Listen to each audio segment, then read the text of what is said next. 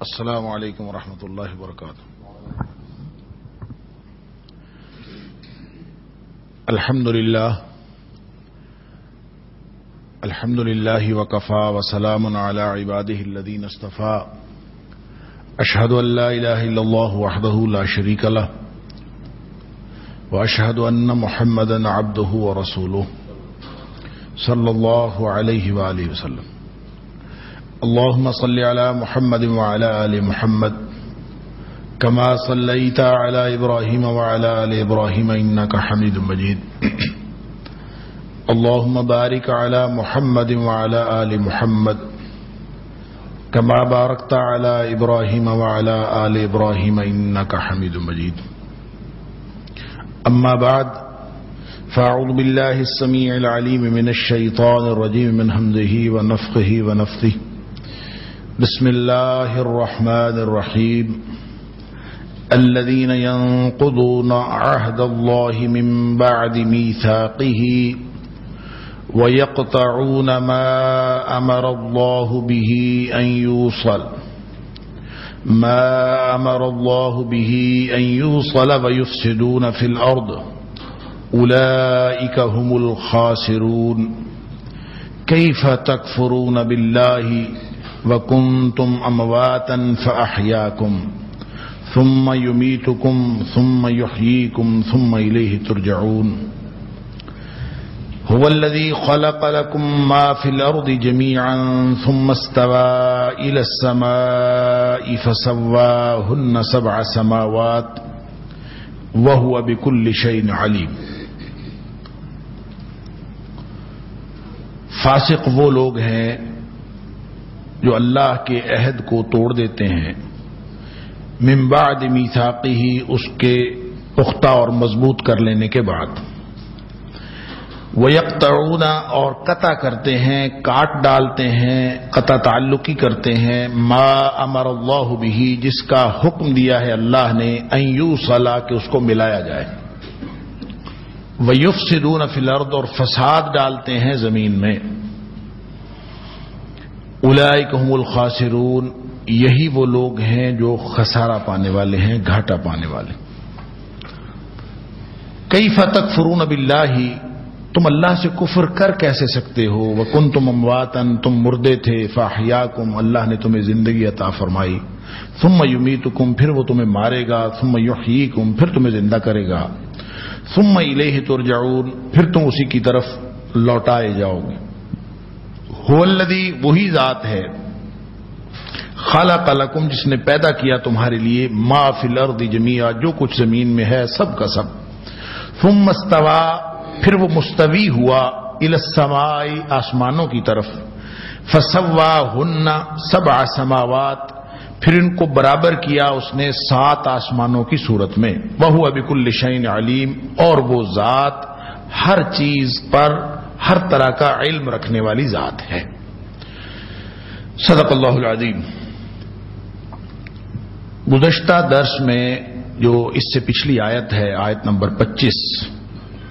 26، اس میں اس کے آخر پہ ذکر ہوا تھا فاسقین کا، کہ وما یضل بہ الا الفاسقین، کہ کچھ لوگ تو قرآن کے ساتھ اور ان مثالوں کے ساتھ جو اللہ تعالیٰ بیان فرماتا ہے، یعنی اس کا اعادہ کر لیجئے کہ آیت نمبر 26 کے اندر مچھر اور مکھی کی مثال والی بات بیان ہوئی تھی، اور اس میں اللہ تعالیٰ نے ان مثالوں کے حوالے سے فرمایا تھا کہ جن لوگوں کے دلوں میں اللہ نے ایمان نصیب کیا ہے، فَأَمَّا الَّذِينَ آمَنُوا فَيَعْلَمُونَ أَنَّهُ الْحَقُّ، جن کے دلوں میں ایمان ہے وہ تو جانتے ہیں کہ مثال مکھی کی ہو، مثال مچھر کی ہو، یا اس سے بھی بڑھ کر کسی چیز کی، یا اس سے بھی حقیر ترین کسی چیز کی ہو، تو اس کا ایک خاص مطلب ہوتا ہے، اور وہ میں نے عرض کیا کہ اللہ کی عظمت کے ساتھ ان مثالوں کا تعلق نہیں ہے، بلکہ ان مثالوں کا تعلق ہے ان چیزوں کی تحقیر کے ساتھ جن کو لوگوں نے معبود بنایا ہوا ہے۔ تو ظاہر ہے جس چیز کی مثال دی جائے گی اسی کی مشابہت رکھنے والی مثال دی جائے گی، تو جب وہ وجود اور وہ اعمال اتنے قابل تحقیر ہیں اور اتنے ادنا ہیں، تو تو پھر ان کی مثال بھی ادنا ہی ہوگی، اور اللہ تعالیٰ ایسی مثالیں دینے سے قطعاً نہیں رکتا، نہیں شرماتا، اور کوئی جھجک محسوس نہیں ہوتی۔ ایماندار اس کو مان لیتے ہیں، اور جو کفار ہیں وہ ان کو ہمیشہ یہی پڑی رہتی ہے کہ پتہ نہیں ان مثالوں سے کیا مراد ہے، کیوں یہ کہ ماذا اراد اللہ بہذا مثلا، اللہ ان مثالوں سے کیا چاہتا ہے، کیا لینا ہے اللہ تعالیٰ نے۔ تو اس طرح کے سوالات پیدا ہوتے رہتے ہیں، اور جن لوگوں کے دلوں میں یہ سوال پیدا ہوتے ہیں یا وہ حالت کفر پر ہیں اور یا پھر وہ کفریہ حرکتیں کرتے ہیں۔ یعنی کفر بھی دو طرح کا ہے، ایک تو یہ ہے کہ آدمی حالت کفر میں ہو، اور ایک یہ ہے کہ آدمی کفریہ اعمال سر انجام دے رہا ہو یا کفریہ حرکتیں کر رہا ہو۔ احادیث کے اندر بہت ساری مثالیں ایسی ہم مل جاتی ہیں کہ جن کے بارے میں اللہ کریم نے، نبی پاک صلی اللہ علیہ وسلم نے فرمایا کہ وہ کفر ہے اللہ کے ساتھ، اور باتیں وہ چھوٹی چھوٹی ہیں۔ مثال کے طور پر نوحہ کرنا اور کسی کو نسب کا تانا دینا، اب یہ بالکل چھوٹے چھوٹے اعمال ہیں۔ نوحہ کرنا ہم اس کو کوئی اہمیت نہیں دیتے، لیکن نبی پاک صلی اللہ علیہ وسلم نے فرمایا یہ کفری اعمال میں سے ہے، اور ماتم کرنا، نوحہ کرنا۔ اسی طرح جو کسی کو نسب کا تانا دینا، اور یہ بھی الطعن فی الانساب، فرمایا یہ بھی کفری اعمال میں سے ہے۔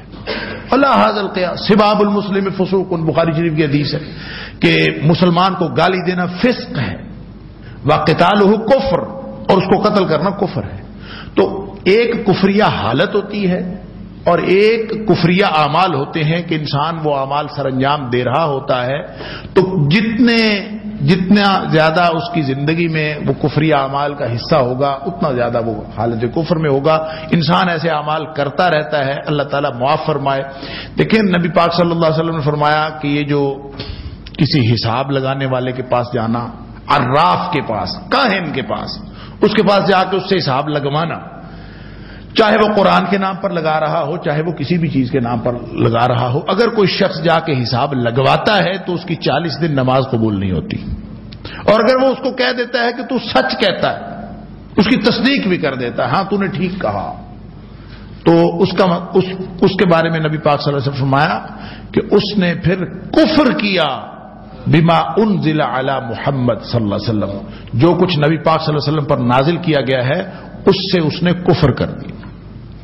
اگر کوئی شخص، تو یہ سارے اعمال ہیں، تو جو لوگ ان کفریہ حرکتوں میں مبتلا ہیں، قرآن فہمی کے اندر بھی ان کا ایک خاص مزاج ہوتا ہے، اور وہ قرآن فہمی میں اور قرآن کی باتوں میں ہمیشہ نقطہ آفرینیاں کرتے ہیں، ایسے ایسے نقطے نکال لیں گے آدمی حیران رہ جاتا ہے کہ یہ نقطہ نکلتا کہاں سے ہے، لیکن وہ نکالتے ہیں۔ اور یہ طرز عمل ماذا اراد اللہ بہذا مثلا، اللہ تعالیٰ ان سے کیا جاتا ہے، یہ صرف ان مثالوں کے بارے میں نہیں ہے، یہ بالعموم ایسے لوگوں کا یہ ایسے طرز عمل ہوتا ہے کہ وہ قرآن پاک کے بارے میں ہمیشہ نقطہ آفرینیاں کرتے ہیں، اس میں سے ایسے ایسے نقطے نکالتے ہیں اور اس سے اپنی مرضی کا مفہوم اخذ کرنے کی کوشش کرتے ہیں، اور قرآن نے اس کو دلوں کی ٹیڑھ اور دلوں کی کجی سے تعبیر فرمایا ہے۔ میں نے عرض کیا تھا کہ سورہ آل عمران کے اندر اللہ تعالی نے فرمایا کچھ باتیں بظاہر ہر شخص کی سمجھ میں آ جاتی، پڑھا لکھا ہو، ان پڑھ ہو، جو محکم آیات ہیں وہ سب کی سمجھ میں آ جاتی، اس میں کوئی ابہام نہیں ہوتا، کوئی اشکال نہیں ہوتا،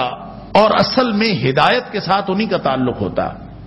تو فرمایا کہ کچھ آیات جو ہیں وہ محکمات ہیں، وَأُخَرُ مُتَشَابِهَاتٌ، کچھ متشابہات آیات ہیں جن کی بات سمجھ میں نہیں آتی، جن کے بارے میں عام طور پر انسان جو ہے کوئی چیز سمجھ نہیں سکتا، تو کوئی حرج نہیں، ایسی چیزیں ہو سکتی ہیں۔ اور اس کے بارے میں نے شروع میں جب تعارفی گفتگو کی تھی تو عرض کیا تھا کہ ان متشابہات کی حکمت اللہ جانتا ہے، اور ہمیں اس کے پیچھے نہیں دوڑنا چاہیے۔ جو لوگ دوڑتے ہیں، وَالرَّاسِخُونَ فِي الْعِلْمِ، جن کو اللہ نے علم کا رسوخ عطا کیا ہے، یہاں فرمایا فَأَمَّا الَّذِينَ آمَنُوا، اس کا مطلب یہ ہے کہ علمی رسوخ بغیر ایمان کے نہیں ہوتا۔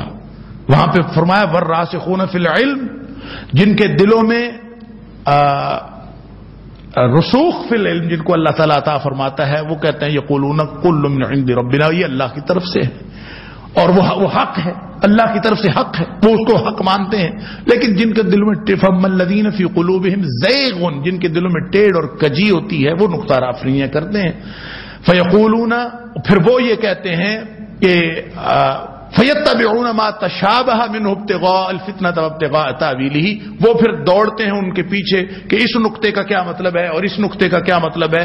اصل بات کسی کو آج تک سمجھ نہیں آئی، اصل بات مجھے سمجھ آئی ہے اور میں آپ کو سمجھاتا ہوں، اور کسی کو ربع صدی کی تحقیق کے بعد بات سمجھ آتی ہے اور کسی کو پوری زندگی کی تحقیق کے بعد بات سمجھ آتی ہے. آثار کو بھی چھوڑتا ہے، قرآن کے مفاہیم کو چھوڑتا ہے، سنت کو چھوڑتا ہے، نبی کریم صلی اللہ علیہ وسلم کی باتوں کو چھوڑتا ہے، اپنی بات بتا کے وہ سمجھتا ہے کہ آج مجھے قرآن کی سمجھ آتی ہے، آئی ہے، اور وہ لوگوں کو سمجھاتا ہے. اللہ اکبر. یہ ہے وہ طرز عمل قرآن کے بارے میں جس کا ایمان کے ساتھ کوئی تعلق نہیں. اس لیے فرمایا یضل بہ کثیرا ویہدی بہ کثیرا. یہ داخلی کیفیت ہے، انسان کا اپنا طرز عمل ہے کہ اس کو قرآن کے ساتھ کیسا تعلق رکھتا ہے. اسی جو شخص ایک طرح کا تعلق رکھے گا جو ایمانی تعلق ہے، تو قرآن کی طرف سے فیضان کا فلو اس کی طرف آنا شروع ہو جائے گا. اور جو شخص قرآن کے ساتھ تعلق دوسری طرح کا رکھے گا تو پھر ظاہر ہے اس کو تو وہ تو جہاں نکلا ہوا ہے فسق. میں نے عرض کیا تھا کہ فسق کا مطلب ہوتا ہے نکل جانا. وما يضل به الا الفاسقین. قرآن کہتا ہے گمراہ صرف وہ ہوتے ہیں جو خود فاسق ہوتے ہیں. فاسق کون ہوتا ہے؟ فاسق اپنی جگہ چھوڑ چکا ہوتا. پیدا تو اللہ تعالیٰ نے کیا ہر شخص کو، کل مولود یولد علی الفطرہ، ہر شخص ایک خاص سٹینڈرڈ پہ پیدا ہوا. اللہ نے ہر شخص کی فطرت سلیم پیدا فرمائی. اگر وہ سلیم رہے تو قرآن تو ہدایت ہے. لیکن جب کوئی شخص اپنی جگہ چھوڑ دیتا ہے وہاں سے نکل آتا ہے. اور اللہ نے مطالبہ بھی کوئی بات بڑا نہیں کیا، بس یہی فرمایا ہے کہ جو کچھ میں نے عطا کیا ہے نا اس کو قائم رکھ لو اپنی موت تک. یہی کامیابی کا ذریعہ. الا من اتی اللہ بقلب سلیم یوم لا ينفع مال ولا بنون. اس دن نہ مال کام آئے گا نہ بیٹے کام آئیں گے. الا من اتی اللہ بقلب سلیم. کامیاب وہ ہوگا جو سالم دل کے ساتھ، سلامت فطرت کے ساتھ آ گیا، اس کو آلودہ نہ ہونے دیں. تو اللہ تعالیٰ نے یہ فطرت تو دی تھی، لیکن جو شخص اس میں سے نکل گیا، فسق کا مطلب ہوتا ہے نکل جانا. میں نے عرض کیا تھا کہ فسق کے لفظ میں صرف نکل جانا نہیں ہے بلکہ اچھلنے، کودنے اور پھدکنے کا معنی پوشیدہ ہے لغت کے اعتبار سے. اور جو کھجور کی گٹھلی یوں دبانے سے وہ پھدک کے نکل جائے اس کو فسقت کہتے ہیں عربی زبان میں، کہ وہ یوں نکل گئی ایک دم سے. تو اس کا مطلب یہ ہوا کہ جو لوگ بھی اس طرح کی حرکتیں کرتے ہیں وہ فاسق ہوتے ہیں، اور جب اللہ کی اطاعت سے وہ نکلنے کی کوشش کرتے ہیں تو وہ فاسق ہوتے ہیں. اور فاسق ہی گمراہ ہوتا ہے جو اپنا مقام چھوڑ دیتا ہے. وگرنہ اگر وہ سلامت فطرت پر قائم رہے تو سوال ہی پیدا نہیں ہوتا کہ قرآن گمراہی کا باعث بنے. اپنی داخلی کیفیات، اپنا طرز عمل، اپنا قرآن کے ساتھ تعلق، اس کی نوعیت، یہ بنیاد بنتی ہے کسی کی گمراہی کی. وگرنہ اللہ کا قرآن اور اللہ کی بیان کردہ جو مثالیں ہیں یہ قطعاً گمراہی کا باعث نہیں بنتی. اب یہ فاسقین کون ہیں؟ میں نے عرض کیا کہ نکل جانا. اب جو بھی شخص اللہ کی اطاعت سے نکل جائے وہ فاسق ہوتا ہے. لیکن ظاہر ہے کسی نے کوئی ایک عمل کیا تو اللہ کی اطاعت سے تھوڑا سا نکلا، کسی نے اور اللہ کی نافرمانی کا عمل کیا تو وہ اور زیادہ نکل گیا. تو یہ اللہ کی اطاعت سے نکل جانا اس کے درجے ہیں. کسی نے اگر تھوڑا سا عمل کیا، جیسے ابھی آپ نے حدیث سنی سباب المسلم فسوق، کہ جو شخص کسی مسلمان کو گالی دیتا یہ بھی فسق. اب باقی سارے وہ مومنانہ اعمال کر رہا ہے، ساری باتیں اس کی ٹھیک ہیں، سارا طرز عمل ٹھیک ہے، لیکن وہ گالیاں دیتا. اس کا مطلب ہے وہ ایک درجہ فسق پر قائم ہے. لیکن یہ فسق ایسا ہے کہ جو کسی بھی وقت اس کی حالت فسق ختم ہو سکتی ہے اور واپس اطاعت میں آ سکتا ہے. گویا ایک حد تک انسان فسق و فجور میں مبتلا ہونے کے باوجود واپسی کا امکان رکھتا ہے کہ واپسی اطاعت میں ہو سکتی ہے. لہذا مومن بھی فاسق ہو سکتے ہیں. وہ مومن جو بالکل یعنی ایسے طرز عمل کرنے کی وجہ سے فسق و فجور میں مبتلا ہیں، اور اگر وہ توبہ نہیں کرتے اور واپس نہیں آتے تو ان کو سزا بھی ملے گی، اور حدیث کے اندر اس کی تفصیلات ہیں. تو یہ تو وہ سطح ہے جہاں سے واپس آیا جا سکتا ہے. لیکن ایسا شخص جو بالکل ہی باہر نکل جائے اور پھر اس کے واپسی کا امکان ہی نہ رہے، اللہ اکبر. فلسفے کے اندر، یونانی فلاسفہ کے اندر، اگر آپ میں سے کسی کو فلسفے سے دلچسپی ہو تو یونانی فلسفے میں ایک فلسفہ ہے، اور بعد میں اس کی بہت ڈیولپڈ جو اشکال ہیں وہ بھی سامنے آئیں. اس کو کہتے ہیں جوہریت یا ذرویت، ایٹمزم. جن کا خیال یہ ہے کہ دنیا کائنات کی ہر چیز اجزائے لا یتجزا، یعنی بے شمار اجزاء سے مل کر بنی ہے، بہت چھوٹے چھوٹے ذرات سے مل کر ہر چیز بنی. وہ ذرات اتنے چھوٹے ہیں کہ وہ نظر نہیں آتے، اور اتنے زیادہ ہیں کہ ان کو گنا نہیں جا سکتا. ہر چیز ان ذرات سے مل کر بنی ہے، حتیٰ کہ وہ کہتے ہیں کہ انسان کا گوشت پوشت بھی انہی ذرات سے بنا ہے، اور یہ جو ہم کہتے ہیں نا روح بنی ہوئی ہے اور انسان کے اندر داخل ہو جاتی ہے، یہ بھی ذرات کے ذریعے سے ہی داخل ہوئی ہے. اور وہ کہتے ہیں کہ یہ جو ذرات ہیں، ایون ان کی ایک لمبی فلسفی ہے، وہ کہتے ہیں کہ جب ہم ایک شخص کو دوسری چیز کو دیکھ رہا ہوتا ہے تو اصل میں وہ انتہائی لطیف ذرات جو انسان کی آنکھوں سے نکلتے ہیں، سینس آرگن سے نکلتے ہیں، اور وہ جا کے اس چیز پر پڑتے ہیں، اور ایک خاص بہاؤ کی شکل میں، بالکل ایک سیلان ہوتا ہے جیسے پانی بہ رہا ہو، اسی طرح وہ بہاؤ کی صورت میں جا کے پڑتے ہیں. اور پھر فلسفے کی اور بحثیں بھی ہیں کہ کوئی چیز جس کو ہم خوبصورت سمجھ رہے ہوتے ہیں یا کوئی چیز جس کو ہم بدصورت سمجھ رہے ہوتے ہیں، وہ اس چیز ایک ہی چیز ہمیں ایک وقت میں خوبصورت لگ رہی ہوتی ہے، دوسری وقت میں ہمیں وہی چیز خوبصورت نہیں لگ رہی ہوتی. تو یہ کیا فرق ہے؟ تو ذرویت والے کہتے ہیں، جوہریت والے، ایٹمزم والے، وہ کہتے ہیں کہ اصل میں وہ جو بہاؤ جاتا ہے ذرات کا سینس آرگن سے، وہ جا کے جس طرح سے پڑتا ہے اس چیز پر، وہ پڑنے کا انداز مختلف اوقات میں مختلف ہو سکتا ہے. تو جب وہ پڑھنے کا انداز ایک طرح کا ہوتا ہے تو آپ کو احساس اور طرح کا ہوتا ہے، اور جب وہ دوسری طرح سے پڑھنے کا انداز، تو گویا یہ اس دیکھی جانے والی چیز پر اس سینس آرگن سے جو نکلے ہوئے احساسات کے لطیف ذرات ہیں، ان کا یہ فرق پڑتا ہے. خیر یہ تو ایک ضمنی بات تھی. میں اصل میں جو بات آپ کو کہنا چاہ رہا ہوں وہ یہ کہتے ہیں کہ جب روح کے سینس، وہ جو ذرات ہیں، وہ انسانی جسم سے تھوڑے سے خارج ہو جائے نا، یہ خارج ہوتے رہتے ہیں، واپس داخل ہوتے رہتے ہیں. تھوڑے سے خارج ہو جائے نا تو انسان نیند محسوس کرتا ہے، اور وہ خارج ہو جاتے ہیں، انسان بظاہر فوت ہو جاتا ہے، یعنی سو جاتا ہے، اور وہ پھرتے رہتے ہیں ادھر ادھر، پھر وہ واپس آ جاتے ہیں بہاؤ کی شکل میں. جب وہ واپس آتے ہیں انسان پھر زندہ ہو جاتا ہے.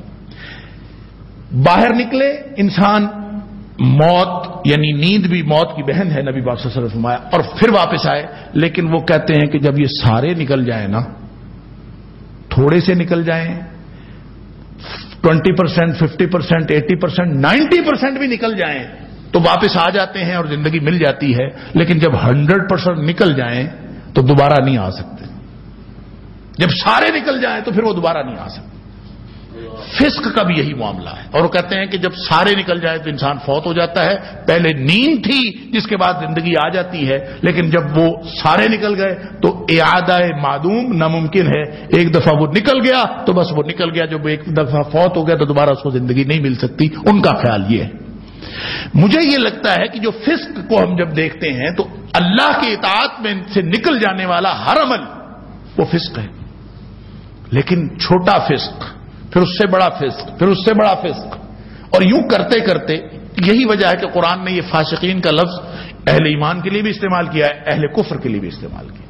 لیکن جب وہ فسق اس حد تک پہنچتا ہے، اللہ کی اطاعت سے نکلا ہوا شخص وہ اللہ کی نافرمانی کے کام کرتے کرتے جب اس حد تک پہنچ جاتا ہے کہ پھر اس کی واپسی ممکن نہیں رہتی، تو وہ حالت کفر ہے. اللہ تعالیٰ معاف فرمائے. اور یہاں جو ذکر ہو رہا ہے فاسقین کا، وہ انہی معنوں میں ہو رہا ہے کہ یہ فاسقین کون ہیں. آگے اگلی آیت میں اس کی وضاحت کی گئی ہے. یعنی یہ وہ لوگ ہیں جو اللہ کی اطاعت سے اس قدر نکل چکے ہیں، اس طرح اس سطح پر پہنچ چکے ہیں اللہ کی نافرمانی میں کہ اب ان کی واپسی ممکن نہیں ہے. اور یہ کرتے کیا ہیں؟ اور پھر اس طرح کا طرز عمل اگر کوئی بھی اختیار کرے گا، کسی بھی سطح کا اختیار کرے گا، تو اس کا یہی اثر ہوگا جو اگلی آیت کے اندر ارشاد فرمایا گیا ہے. اور اس کی دو بڑی نشانیاں بتائی گئی. اس میں سب سے پہلی نشانی یہ ہے کہ الذین ینقضون عہد اللہ من بعد میثاقہ. اب یہ یہاں بھی سطح کا فرق ہے، پھر اگلی جو دوسری نشانی اس میں بھی سطح کا فرق ہے. اور جس قدر کوئی کرے گا اسی طرح اس کے اوپر اثرات بد ہوں گے. تو پہلی نشانی یہ ہے کہ الذین، وہ لوگ، ینقضون، توڑ ڈالتے ہیں، عہد اللہ، اللہ کے عہد کو، من بعد میثاقہ، اس کو پختہ کرنے کے بعد. اب یہ سوال یہ پیدا ہوتا ہے کہ یہ کون سا عہد ہے اللہ کا جو وہ توڑ ڈالتے ہیں؟ اللہ کے عہد کو توڑنے والے. کوئی وعدہ کیا ہے ہم نے اللہ سے؟ ایک تو وہ وعدہ ہے، اس سے مراد 3 مفاہیم اس سے ہو سکتے ہیں. اس عہد سے مراد 3 وعدے ہو سکتے. ایک تو وعدہ وہی ہے عہد الست، جس کا ذکر سورۃ الاعراف کی آیت نمبر 172 کے اندر ہوا کہ جب اللہ تعالیٰ نے ساری ارواح پیدا کی، جس کے بارے میں نبی کریم صلی اللہ علیہ وسلم نے فرمایا الارواح جنود مجندہ، جو روحیں تھیں ساری اکٹھے کیے ہوئے لشکر تھے، بس ایک لشکر کی صورت میں پوری جو فوج جیسے روحوں کی اکٹھی ہوئی. تو اس وقت اللہ تعالیٰ نے پوچھا تھا الست بربکم، کیا میں تمہارا رب نہیں ہوں؟ قالوا بلا، سب نے کہا تھا ہاں اللہ تو ہی ہمارا رب ہے، کیوں نہیں تمہارا رب. تو رب ہونے کا وعدہ کیا. یہ وہ معاہدہ ہے جو اللہ تعالیٰ بار بار یاد کرواتا ہے، اور میں نے پہلے بھی عرض کیا تھا کسی درس میں کہ یہ وعدہ انسان کی فطرت میں شامل ہے. اللہ تعالیٰ نے انسان کی فطرت کے اندر اس کو شامل کر دیا ہے. کیا کہ یہ ہمیشہ اپنے رب کا غلام رہے گا. انسان فطرتاً عبد بنا دیا گیا ہے. وہ وعدہ ہمیں اپنی عقل و شعور سے یاد نہیں ہے، اور اس کے یاد نہ رہنے کی کوئی وجہ بھی نہیں تھی، کوئی ضرورت بھی نہیں تھی، اس لیے کہ اللہ تعالیٰ نے اس کو فطرت میں رکھ دیا. اب ہر شخص اپنے رب کا غلام ہے. فرق وہاں پڑتا ہے جب لوگ رب بدلتے ہیں. جب رب بدل لیتے ہیں، رب ہوتا ہے جو مالک بھی ہوتا ہے، جو روزی رساں بھی ہوتا ہے. انسان اگر اللہ کو چھوڑ کر کسی اور کو اپنا روزی رساں سمجھنے لگے، انسان اللہ کو چھوڑ کر کسی اور کو اپنا مالک سمجھنے لگے اور اپنے کسی فائدے نفع نقصان کا مالک سمجھنے لگے، تو اس کا مطلب ہے اس نے رب بدل لیا.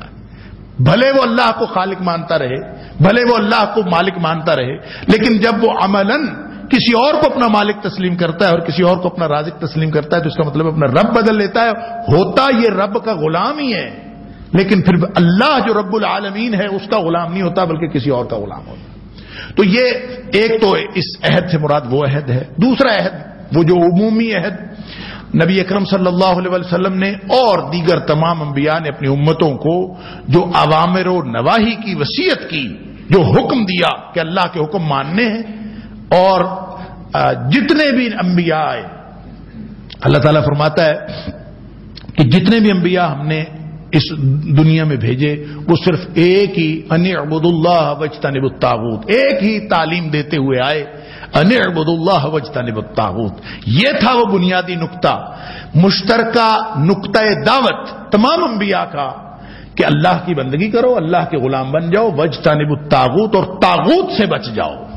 اب طاغوت سے مراد شیطان بھی ہو سکتا ہے، طاغوت سے مراد میں نے پہلے بھی عرض کیا تھا طاغوت طغیان سے ہے، اور اس کا مطلب سرکشی ہوتا ہے.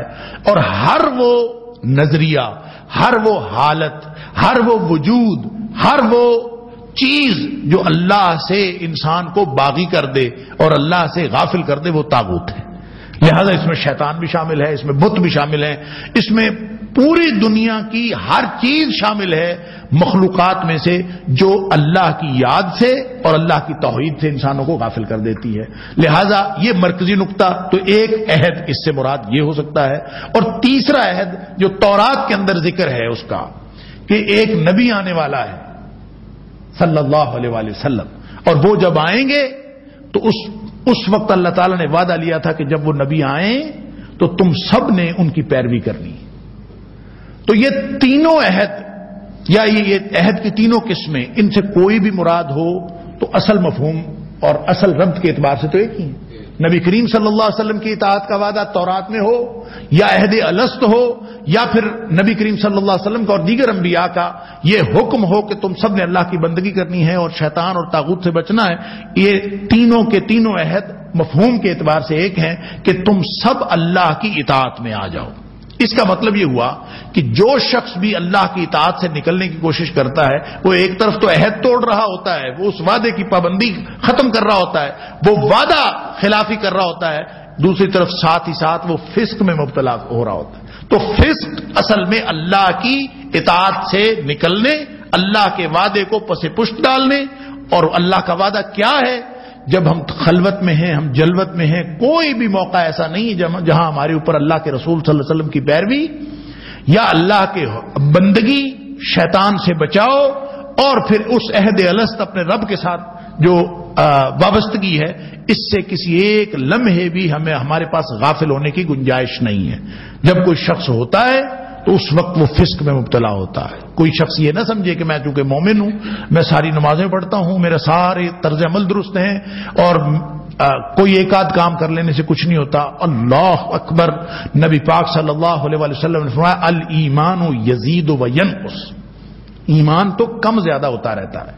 ہو سکتا ہے کہ آپ کے سارے اعمال دھرے کے دھرے رہ جائیں اور آپ کا ساری حالت جو ایمان کی ہے وہ ایک ہی عمل آپ ایسے کریں جس کی وجہ سے وہ سارا ایمان غارت ہو جائے. یہ ہو سکتا ہے.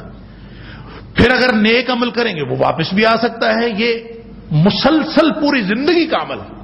مثلا نبی پاک صلی اللہ علیہ وسلم نے فرمایا لا یزنی الزانی حین یزنی وہو مؤمن ولا یسرق السارق حین یسرق وہو مؤمن. کوئی بھی شخص جب وہ بدکاری کرتا ہے تو ممکن ہی نہیں ہے کہ بدکاری کرتے وقت اس کے دل میں رتی بھر بھی ایمان ہو، یعنی ساری زندگی اس کی اچھی ہو، لیکن ایک بدکاری کا فعل اتنا بڑا اور اتنا قبیح فعل ہے کہ اس کے ساری حالت ایمانی، سارے طرز عمل، سارے اعمال کیے ہوئے جو ایمان سے متعلق ہیں، بھلے لوگ اس کو مومن سمجھتے رہے لیکن اگر اس نے ایسی حرکت کی ایمان اس سے رخصت ہو گیا. اسی طرح اس لیے کہ ایمان اور اللہ کا عہد توڑنا یہ دونوں ایک دوسرے سے متضاد چیزیں ہیں. وہ توڑ نہیں سکتا. وہ فاسق ہی توڑے گا جو پیچھے نکلے گا. کس حد تک وہ گیا ہوا ہے فسق میں یہ اس کا طرز عمل بتاتا ہے. یہ اللہ تعالیٰ جانتا ہے. ہم نہیں اس کے اوپر کوئی فتویٰ لگا سکتے، لیکن یہ جتنا وہ زیادہ اللہ کے عہد کو توڑ کر، اللہ کے وعدوں کو توڑ کر اور ایک ایک عمل کر کے وہ جتنی سطح اس کے اندر فسق کی آئے گی اتنا بڑا فاسق ہوگا اور اسی طرح کی سزا اللہ تعالیٰ کے ہاں بھگتے گا. اللہ تعالیٰ معاف فرمائے. تو اللہ کے وعدے کو توڑنا. دوسری بات فرمایا چور چوری کرتا ہے تو یہ کیسے ہو سکتا ہے کہ چوری کرتے وقت اس کے دل میں ایمان ہو. لا یسرق السارق حین یسرق وهو مؤمن. چور کے دل میں بھی ذرہ بھر ایمان نہیں ہوتا جس وقت وہ چوری کر رہا ہوتا. ایمان تو نکل جاتا ہے اس میں سے. اس کا مطلب یہ ہوا کہ یہ جو اللہ کا عہد توڑنا ہے اس کا تعلق کسی ایک عمل کے ساتھ نہیں ہے، پوری زندگی کے ساتھ ہے. اور یہ میں عرض کیا کرتا ہوں کہ یہ کمپلیٹ پیکج ہے. یہ کوئی زمان کے اعتبار سے بھی کوئی لمحہ ہماری زندگی سے خارج نہیں ہے جہاں ہم اللہ کی اطاعت سے نکل سکیں. مکان کے اعتبار سے بھی کوئی جگہ ایسی نہیں ہے کہ جہاں سے ہم ادھر ادھر ہو سکیں. اسی لیے اللہ تعالیٰ نے اس کو دوسرے انداز میں بھی فرمایا کہ یا معشر الجن والانس، سورہ الرحمن کے اندر یا معشر الجن والانس ان استطعتم ان تنفذوا من اقطار السماوات والارض فانفذوا. کہ ایک ہی طریقہ ہے اگر تم نے کہیں نکلنا ہے اللہ کی اطاعت سے تو وہ ایک ہی طریقہ ہے کہ تم اس آسمان کے دائرے سے باہر نکل جاؤ، اس زمین کے فرش سے نیچے اتر جاؤ. زمین کے فرش سے اگر نیچے اتر سکتے ہو تو اتر کے دکھا دو، پھر کر لینا اللہ کی نافرمانی. اور آسمان کے دائرے سے باہر نکل سکتے تو نکل جاؤ، پھر کر لینا اللہ کی نافرمانی. جب نہیں نکل سکتے تو پھر سمجھو نا کہ سوائے اللہ کی اطاعت کے اور کوئی دوسرا راستہ نہیں. اگر کوئی شخص کامیاب ہونا چاہتا ہے، کسی نے اگر اپنی بربادی کو دعوت دینی ہے تو الگ بات ہے. ایک تو بات یہ ہے اللہ کے عہد کو توڑنا. دوسری نشانی فاسقوں کی ہے کہ وَيَقْطَعُونَ مَا أَمَرَ اللَّهُ بِهِ أَن يُوصَلَ، اور کاٹ ڈالتے ہیں، قطع کرتے ہیں ما امر اللہ، جس کا وعدہ کیا اللہ نے بھی، ساتھ اللہ نے حکم دیا ہے جس کا، ان یوصل، کہ اس کو ملایا جائے. اب اس سے کیا مراد ہے؟ کیا چیز ملائی جائے؟ ویسے تو حدیث کے اندر اس کی جو تشریح آئی ہے اس سے مراد رحم کو ملانا ہے. صلہ رحمی جس کو کہتے ہیں، صلہ رحمی، رحم کو ملانا. رحم کا مطلب رشتہ داری. نبی پاک صلی اللہ علیہ وسلم نے اس کی وضاحت فرمائی. جو خونی رشتہ داری ہے یہ رحم ہے. اور ایک لمبی حدیث ہے حضرت ابو ہریرہ رضی اللہ تعالی عنہ نے بیان فرمائی کہ نبی پاک صلی اللہ علیہ وسلم نے بیان فرمایا، اور یہ بخاری شریف کے اندر حدیث ہے، میں عرض کرتا ہوں ابھی. اور اس سے یہ پتہ چلتا ہے کہ یہ وہ رحم کی بات ہے، اور رحم رحمان سے ہے. رشتہ داری یہ لفظ بھی رحمان سے ہے. اور اللہ تعالیٰ نے رحم کے ساتھ یعنی رشتہ داری کے ساتھ ایک وعدہ کیا. ہمیں تو حکم دیا نا ان کو ملاؤ. اللہ نے رشتہ داری کے ساتھ وعدہ کیا ہے. کیا وعدہ کیا ہے وہ اس حدیث کے اندر بیان ہوا ہے. حضرت ابو ہریرہ رضی اللہ تعالیٰ عنہ نبی پاک صلی اللہ علیہ وسلم سے روایت کرتے ہیں کہ نبی پاک صلی اللہ علیہ وسلم نے فرمایا خلق اللہ الخلق فلما فرغ منہ، جب اللہ تعالیٰ نے ساری مخلوقات پیدا فرما لی اور ان سے اللہ تعالیٰ فارغ ہو گیا، قامت الرحم، تو جو رحم تھا نا، رشتہ داری، اس کو اللہ نے ایک مجسم شکل دی اور یہ کھڑا ہو گیا. اور رشتہ داری نے کھڑے ہو کے فاخذت بحق الرحمن، تو اس نے اللہ تعالی کا دامن پکڑ لیا. اللہ اکبر. اب یہ ساری وہ چیزیں ہیں جن کا تعلق مشتبہات سے ہے یا متشابہات سے، کہ ہم نہیں سمجھ سکتے کہ اللہ کا دامن کیسے ہے. رحم جو ایک بالکل مجرد قدر ہے، اس کا جسم کیسے ہو سکتا ہے، وہ مجسم کیسے ہو سکتی ہے، وہ کھڑی کیسے ہو سکتی ہے. لیکن ہمیں سمجھانے کے لیے کہ وہ اللہ کے دربار میں ابتدائے آفرینش میں جب کبھی اللہ نے مخلوق پیدا فرمائی تھی تو رشتہ داری کھڑی ہو گئی، اللہ کا دامن پکڑ لیا. تو اللہ تعالیٰ نے اس سے پوچھا، ماں کیا بات ہے، کیوں، کیا چکر؟ قالت، تو اس نے کہا، ھذا مقام العائد بک من القطیہ، میں اس لیے کھڑی ہوئی ہوں اور میں نے اس لیے دامن پکڑا ہے کہ میں پناہ چاہتی ہوں کہ مجھے کوئی کاٹے، میں آپ کی حفاظت چاہتی ہوں. اللہ سے کہا، اللہ سے درخواست کی کہ اللہ میں پناہ چاہتی ہوں. ھذا مقام العائد، یہ جو میرا کھڑا ہونا ہے یہ اس پناہ پکڑنے والے کا مقام ہے، اس کا کھڑا ہونا ہے. من القطیہ، جو درخواست کر رہا ہے کہ مجھے کبھی توڑا نہ جائے. اللہ تعالیٰ نے فرمایا، الا ترضین، کیا تو خوش نہیں ہے اس بات پر؟ چاہتی ہوں. ھذا مقام العائد، یہ جو میرا کھڑا ہونا ہے یہ اس پناہ پکڑنے والے کا مقام ہے، اس کا کھڑا ہونا ہے. من القطیہ، جو درخواست کر رہا ہے کہ مجھے کبھی توڑا نہ جائے. اللہ تعالیٰ نے فرمایا، الا ترضین، کیا تو خوش نہیں ہے اس بات پر؟ ان اصل، کہ میں ملاؤں اس کو، من وصلہ کی، جو تجھے ملائے گا میں اس کو ملاؤں گا. وَأَقْطَعُ مَنْ قَطَعَكِ، اور جو تجھے کاٹے گا میں اس کو کاٹوں گا. اللہ نے وعدہ کر لیا رحم کے ساتھ، رشتہ داری کے ساتھ، کہ جو تجھے ملائے گا میں اس کو ملاؤں گا اور جو تجھے کاٹے گا میں اس کو کاٹوں گا. اور پھر پوچھا اس سے کہ کیا تو اس سے راضی نہیں ہے؟ اللہ اکبر. قالت بلا، تو کہتی اللہ اس سے بڑی خوشی کی بات اور کیا ہو سکتی، میں خوش ہوں. اللہ تعالیٰ نے فرمایا، قال فذاکی، جا پھر تیرے ساتھ میرا وعدہ ہے کہ جو تجھے کاٹے گا میں اس کو کاٹوں گا اور جو تجھے ملائے گا میں اس کو ملاؤں. اللہ نے وعدہ، قال فذاکی، یہ میری طرف سے تجھے وعدہ.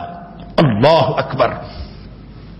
یہ وعدہ اللہ تعالیٰ نے بخاری شریف کے اندر نبی پاک صلی اللہ علیہ وسلم نے فرمایا، اور اس روایت کی، اس آیت کی تشریح کے اندر، تفسیر کے اندر اکثر مفسرین نے اس کا ذکر کیا ہے، جو تفاسیر بالماسور ہیں. اصل میں تفسیریں دو قسم کی ہوتی ہیں، آپ لوگ جانتے ہیں، میں صرف عرض کر دوں. ایک تفسیر ہوتی ہے جو بالماسور، آثار سے کی جائے. نبی پاک صلی اللہ علیہ وسلم نے کیا فرمایا، صحابہ کرام اس سے کیا مراد لیتے تھے، حضرت ابن عباس رضی اللہ تعالیٰ خاص طور پر جو مفسر قرآن ہے وہ اس سے کیا مراد لیتے ہیں. یہ تفسیر بالماسور. آج تک میں اس کو کہتا ہوں کہ جو آثار سے کٹ کے کوئی بات کرے گا تو مجھے یوں لگتا ہے کہ یہ اس کے علم کی نسبت نبی کریم صلی اللہ علیہ وسلم کے ساتھ قائم ہی نہیں ہوتی. نبی کریم صلی اللہ علیہ وسلم کے ساتھ جب تک علم کی نسبت قائم نہیں ہوگی اس کو دین کی تفہیم حاصل نہیں ہو سکتی. تو یہ جو آثار سے ہٹ کے جو تفسیر کی جاتی ہے اس کو کہتے ہیں تفسیر بالرائے. اس کے بارے میں بھی علماء نے دو الگ الگ قسمیں رکھی ہیں، ایک تفسیر بالرائے المحمود اور ایک تفسیر بالرائے المذموم. تفسیر بالرائے المحمود تعریف کی گئی تفسیر بالرائے، اچھی تفسیر بالرائے، اور وہ ایسی تفسیر ہے جو تفسیر بالآثار، یعنی انہی آثار کے ذیل میں کی جائے، ان کے خلاف نہ ہو. ایسی کوئی بات کوئی شخص نہ کہے جو آثار کے خلاف ہو یا نبی کریم صلی اللہ علیہ وسلم کی بات کے خلاف ہو. اگر کوئی ایسا نیا نقطہ، اس کی وجہ یہ ہے کہ قرآن کے اندر نئے نئے نقطے تو ہیں. لا تنقضی عجائبہ، نبی پاک صلی اللہ علیہ وسلم نے خود فرمایا کہ اس کے عجائبات کبھی ختم نہیں ہو سکتے، اس کے نکات کبھی ختم نہیں ہو سکتے، اور وہ عجائبات قیامت تک سامنے آتے رہیں گے. لہذا ہر وہ نقطہ، ہر وہ رائے، ہر وہ تفسیر بالرائے جو اس کے خلاف ہو نبی کریم صلی اللہ علیہ وسلم کی بات کے، وہ غلط ہے، وہ مذموم ہے، اور جو اس کے مطابق ہو وہ محمود ہے. لہذا اس میں بھی دو چیزیں آ گئی. لیکن اصل تفسیر میں سمجھتا ہوں تفسیر بالرائے محمود ہو یا تفسیر بالماسور ہو، ان میں کوئی فرق نہیں ہوتا، کیونکہ انہی کے ذیل میں ہوتی ہے. اس کی تفہیم اور اس کی بنیاد وہ قرآن اور سنت سے ہی لی گئی ہوتی ہے، اور اگر ایسی تفسیر ہو تو اس میں کوئی فرق نہیں پڑتا۔ لہذا یہاں یہ جو وَيَقْطَعُونَ مَا أَمَرَ اللَّهُ بِهِ أَن يُوصَلَ ہے، اس میں مختلف لوگوں نے نکتہ آفرینیاں کرنے کی کوشش بھی کی ہے، لیکن سوائے رشتہ داری کے اور اس کو اگر اور وسیع اصطلاح میں استعمال کریں تو یہ حقوق العباد کہہ لیجیے اس کو۔ مراد اس سے حقوق العباد ہیں، بندوں کے حقوق، جو ان کو توڑتا ہے اللہ ان کو توڑتا ہے، اور اللہ تعالیٰ نے یہ وعدہ کیا تھا ابتدائی آفرینش اس رشتہ داری کے ساتھ۔ اور وہ جو سورۃ النحل کی آیت نمبر 90 ہے غالباً، اس میں جس کو آیت تقوی کہا جاتا ہے اور آیت احسان ہے کہ ان اللہ یأمر بالعدل والاحسان وایتاء ذی القربى، یعنی تین باتوں کا حکم دیا گیا، وینہی عن الفحشاء والمنکر والبغی، تین باتوں سے منع کیا گیا۔ تو جن باتوں کا حکم دیا گیا یہ کہہ کے دیا گیا ان اللہ یأمرکم، اللہ تمہیں حکم دیتا ہے۔ یہاں کیا فرمایا جا رہا ہے؟ وَيَقْطَعُونَ مَا أَمَرَ اللَّهُ بِهِ أَن يُوصَلَ، جس کو اللہ نے ملانے کا حکم دیا ہے اس کو توڑتے ہیں۔ وہاں اللہ کہہ کے حکم کر رہا ہے۔ ویسے تو سارے قرآن میں جہاں اللہ تعالیٰ امر کا صیغہ استعمال فرما دے اور جہاں امر کا صیغہ نہ بھی استعمال کیا ہو، جہاں بھی کسی عمل کی ترغیب ہو، تاکید ہو، ترہیب ہو، وہ اللہ کا حکم ہوتا ہے، لیکن وہاں کہہ کے کیا ان اللہ یامرکم، اللہ تمہیں حکم دیتا ہے عدل کا، احسان کا اور ایتاء ذی القربى۔ ایتاء ذی القربى کا مطلب پتہ ہے کیا ہے؟ رشتہ داروں کو دینا، ایتاء دیتے جائیں رشتہ داروں کو۔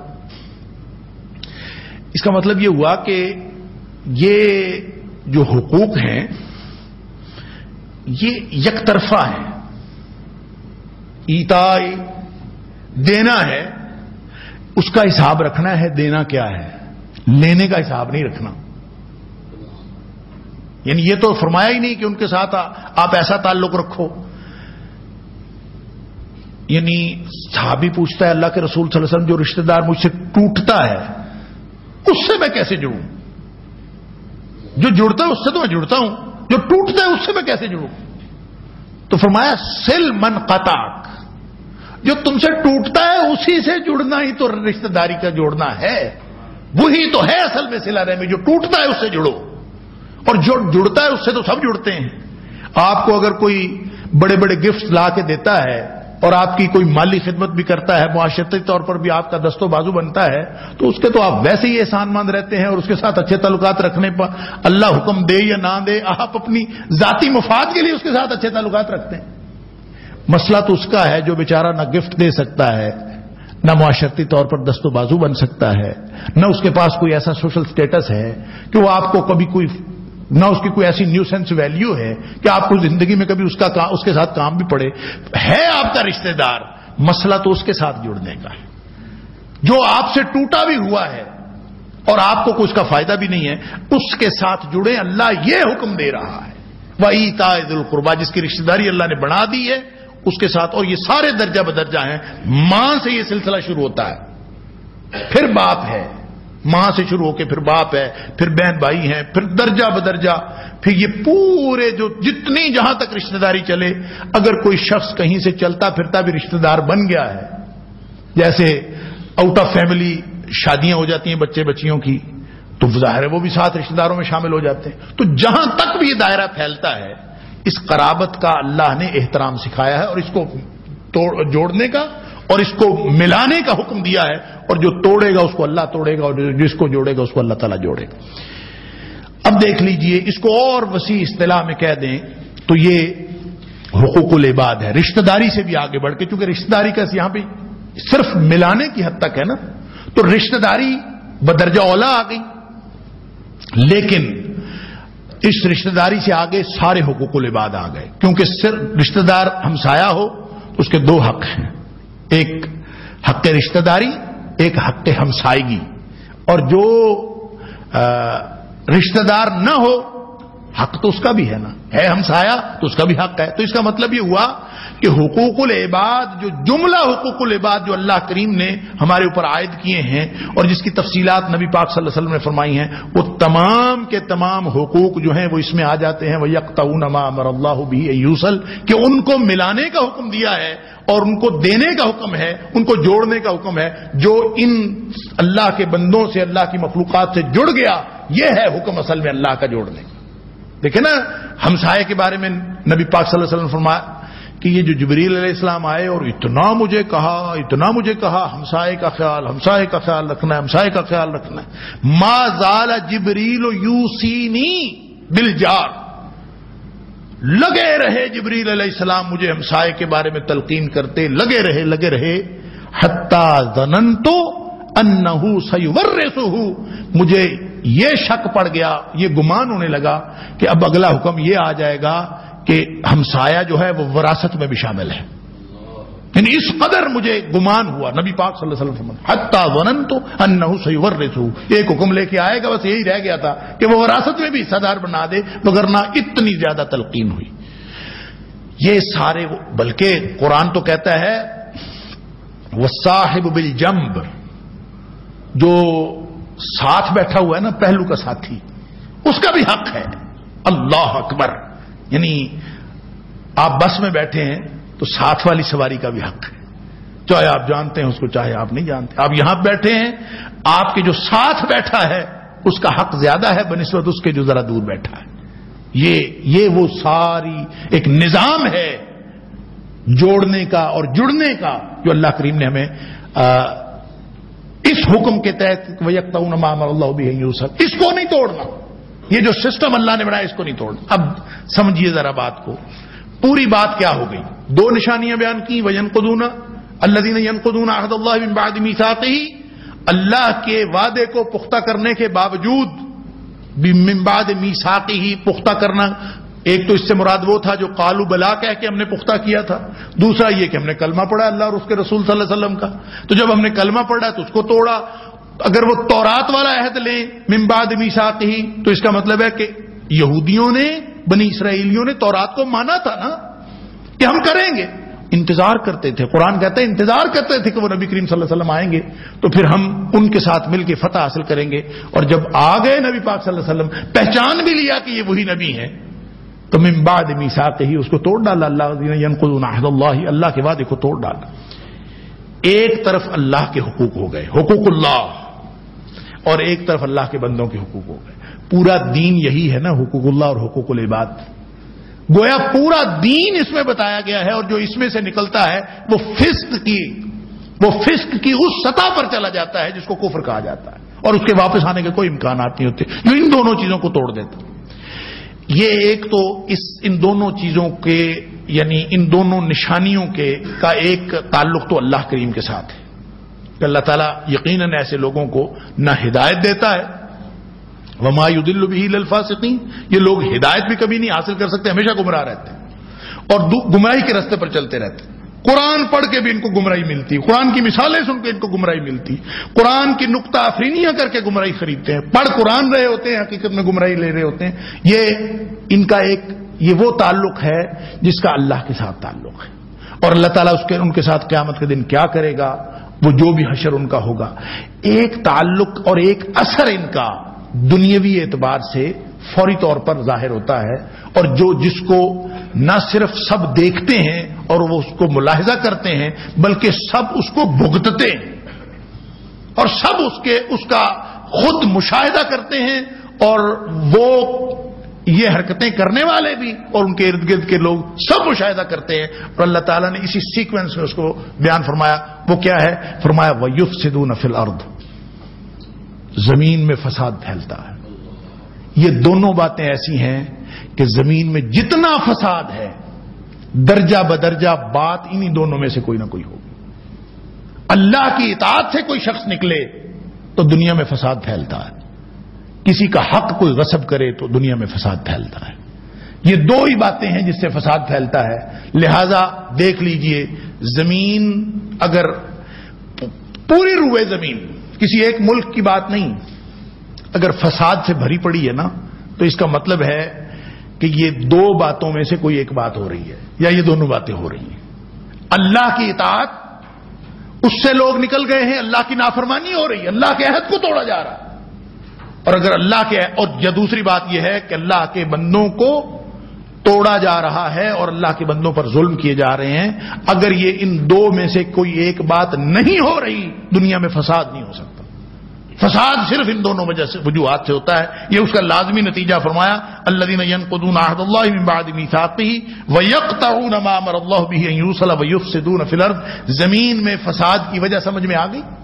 نبی پاک صلی اللہ علیہ وسلم نے فرمایا تھا اسلم تسلم.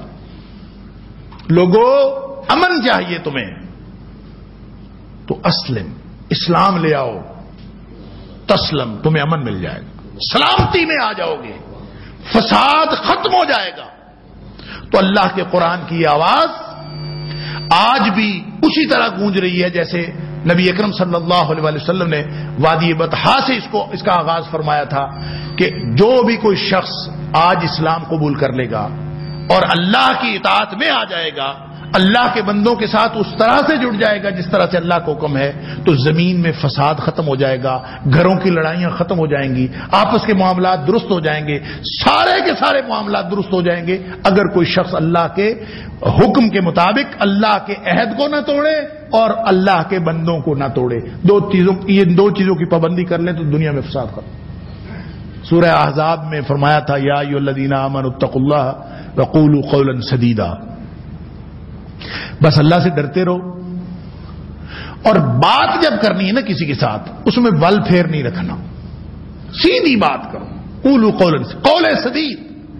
اور قول سدید آدمی کرتا ہی اس وقت ہے جب دوسرے کے ساتھ خیر خائی ہو. خیر خائی کا جذبہ ہونا تو آدمی کبھی ول پھیر نہیں رکھتا.